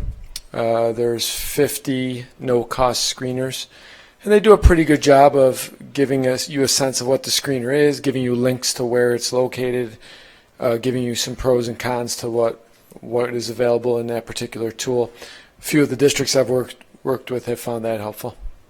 Thank you. Great. That is a good one. Kathleen Lane also has some resources available on her website as well as on our National Center. And as Susan said, at our Midwest site currently, we have some recorded webinars on universal screening, including how some sites have already kind of gone through the process that Katie was just describing, which I think really helps others to think about, oh, what about the technology? What about if there's cost involved? What about how we're going to inform families and consider consent? All of those types of really important decisions, again, that need to be made at the district community leadership level. Yes? Still on the screening, any helpful hints about how to sort of set the tone for staff completing the screening tool? We rolled one out and the results were sort of more about teacher and classroom climate than necessarily screening students who may actually, have a concern. So things that you say to staff when you're rolling it out, how you sort of set the tone for this is what we're using and our purpose behind it. Would anyone like to say what your experiences have been? Maybe someone who's already talked about doing some screening? I don't know. I know, or some of those tickets for later, right? We did several trainings getting our teachers ready, training a person that would be the contact in the school, training our principals. We actually provided them with FAQs, PowerPoints that they could use, a whole lot of information and tools that they could use up front and explain the purpose of screening. Where we ran into issues is not training our parents. And we did put out some information on our website, and we sent some letters home. Some kind of way parents didn't get some of the letters, and we got some backlash in regard to we use an opt-out form instead of an opt-in. And it wasn't a huge backlash, but there was some, and they went on Facebook talking about it. But we had a lot of parents that were on that same site saying, well, I got the letter and I saw it on the website and I got the phone call, but there were a few parents. And so going forward in this year, we will also have not only the same kinds of information being put out in multiple sources, but we've also opened it up to do like town hall meetings with parents that had other questions. And we've had a couple of little like parent connection centers where we're setting up at libraries in our district to also provide information to parents about the screening and mental health in general. Thank you. Very good. I think there's a couple of issues at play here. One is what you were just talking about, which has to do with, first of all, we need to make sure everyone is informed and has appropriate professional development and understanding about what it is we're trying to do. The other piece that you're mentioning has to do with stigma. And, in our schools already, we are doing vision screenings and hearing screenings. In my kids' school district, we get a BMI report about our children. And I've heard some say, you know what? Parents sometimes feel more comfortable hearing their child might be obese than they do hearing their child might be depressed. And we've got to do a better job, right, of helping everyone understand the prevalence and what it is that we're trying to accomplish, which frankly is to prevent kids from dying by suicide, right, which we were just talking about a few minutes ago. And so how do we start to break down that stigma? And conversations are a great first step. And that shared understanding of what our approach is going to be, and professional development for staff. And back to that piece about what we really found is probably we need to do a better job of supporting teachers in the classroom with their practices and routines and procedures, right? And so that's a coaching and a technical assistance and a supervision issue, right? And so, all of that is always at play. Just like it is when you're looking at data related to how well kids are doing in math, right? And so we've got to give equal priority to academics, physical health, social, emotional, behavioral, and mental health and wellness. And when we can give equal priority and help everyone think about it in that way, I think we get a little bit farther. Susan, what do you want to add? No, I think that was brilliant. We've got about 4 minutes. Oh, look at that. Right, we got snaps here. We got about 4 minutes. Anybody have other questions that you want to make sure you get answered today? You can't hear me somehow. Oh, yeah. That's all right. That's all right. So I so appreciate the competencies for our staff. I think that one of the biggest mistakes we sometimes do when we're trying to create skills and develop out specifically behavior management skills is we do this one-day training for behavior management, right? And the likelihood that you go and be able to apply that is really small. And so I think one of the things we've done to combat that is to do mini modules and 10-minute, like one thing at a time. Can we all focus on one thing at a time? And could we focus on specific praise statements? And could everybody, just focus on that? And to what extent can we really make this doable and realistic and support each other in a really positive kind of context as we learn these behavior management skills that none of us learned in our pre-service work, right? And so how do we make this manageable and feasible? And how do we make it fun? How do we make the journey of saying, you know what, I don't have all of these things I need to have? And how do we have a great equalizer to say, this is about every staff member in that journey of learning how to navigate all of the complexities that our students are bringing to us. So with that, did I see that we were supposed to wrap up? We have, I think, 3 minutes. Okay. Any other comments, questions? Thank you, Carolyn. We're not there yet with having a universal screener. That is lovely that you're there. But a way that we're paving the way for that is we did a Pride survey. We've done it for many years in the past. And the last time we did it in 2016, we added a whole bunch of mental health questions. So we were able to go to our staff and to our families and say, this percentage of students answered yes to being clinically depressed. This percentage of students answered yes to having thoughts of suicide. Serious thoughts of suicide. So that is, now we just redid it 2 weeks ago online, and we added more mental health questions, and with the notion of using that to convince people we might need to do the universal screeners. So you're talking about taking things one step at a time. That's great. That's fantastic. Thank you. Okay. All right. Any other comments? Anything that you all learned about today that you just are so excited about, like just a little nugget of wisdom that you heard or something you want to brag about? Thank you so much. All right. Kelly's been walking around because my feet are done. I've just been taking very copious notes on what was shared here today, so I feel like I have a little bit more information to take back to my team and say, hey, here's a spot where we can actually legitimately start and kind of pace ourselves to get going with this effort. So thank you, everyone.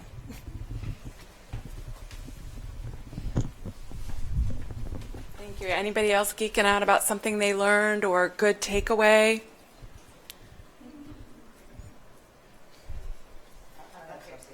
Oh, thank you.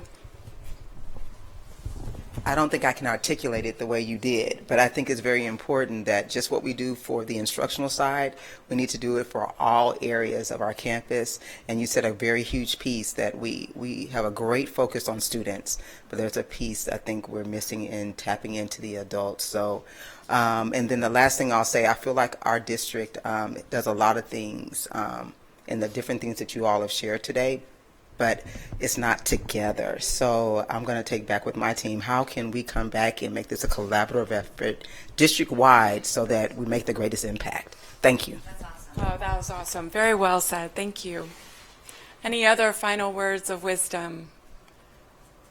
Just take your brilliant words and we'll leave that at that. Well, please join us for a little mental health time at the poster session. We would love to see your faces there. We have a couple more awesome interconnected system framework breakout sessions for tomorrow, so we really hope we see you in our sessions. And thanks so much for being here and participating in Facebook Live. And thank you out there in the world of the web for joining us. Thank you. All right.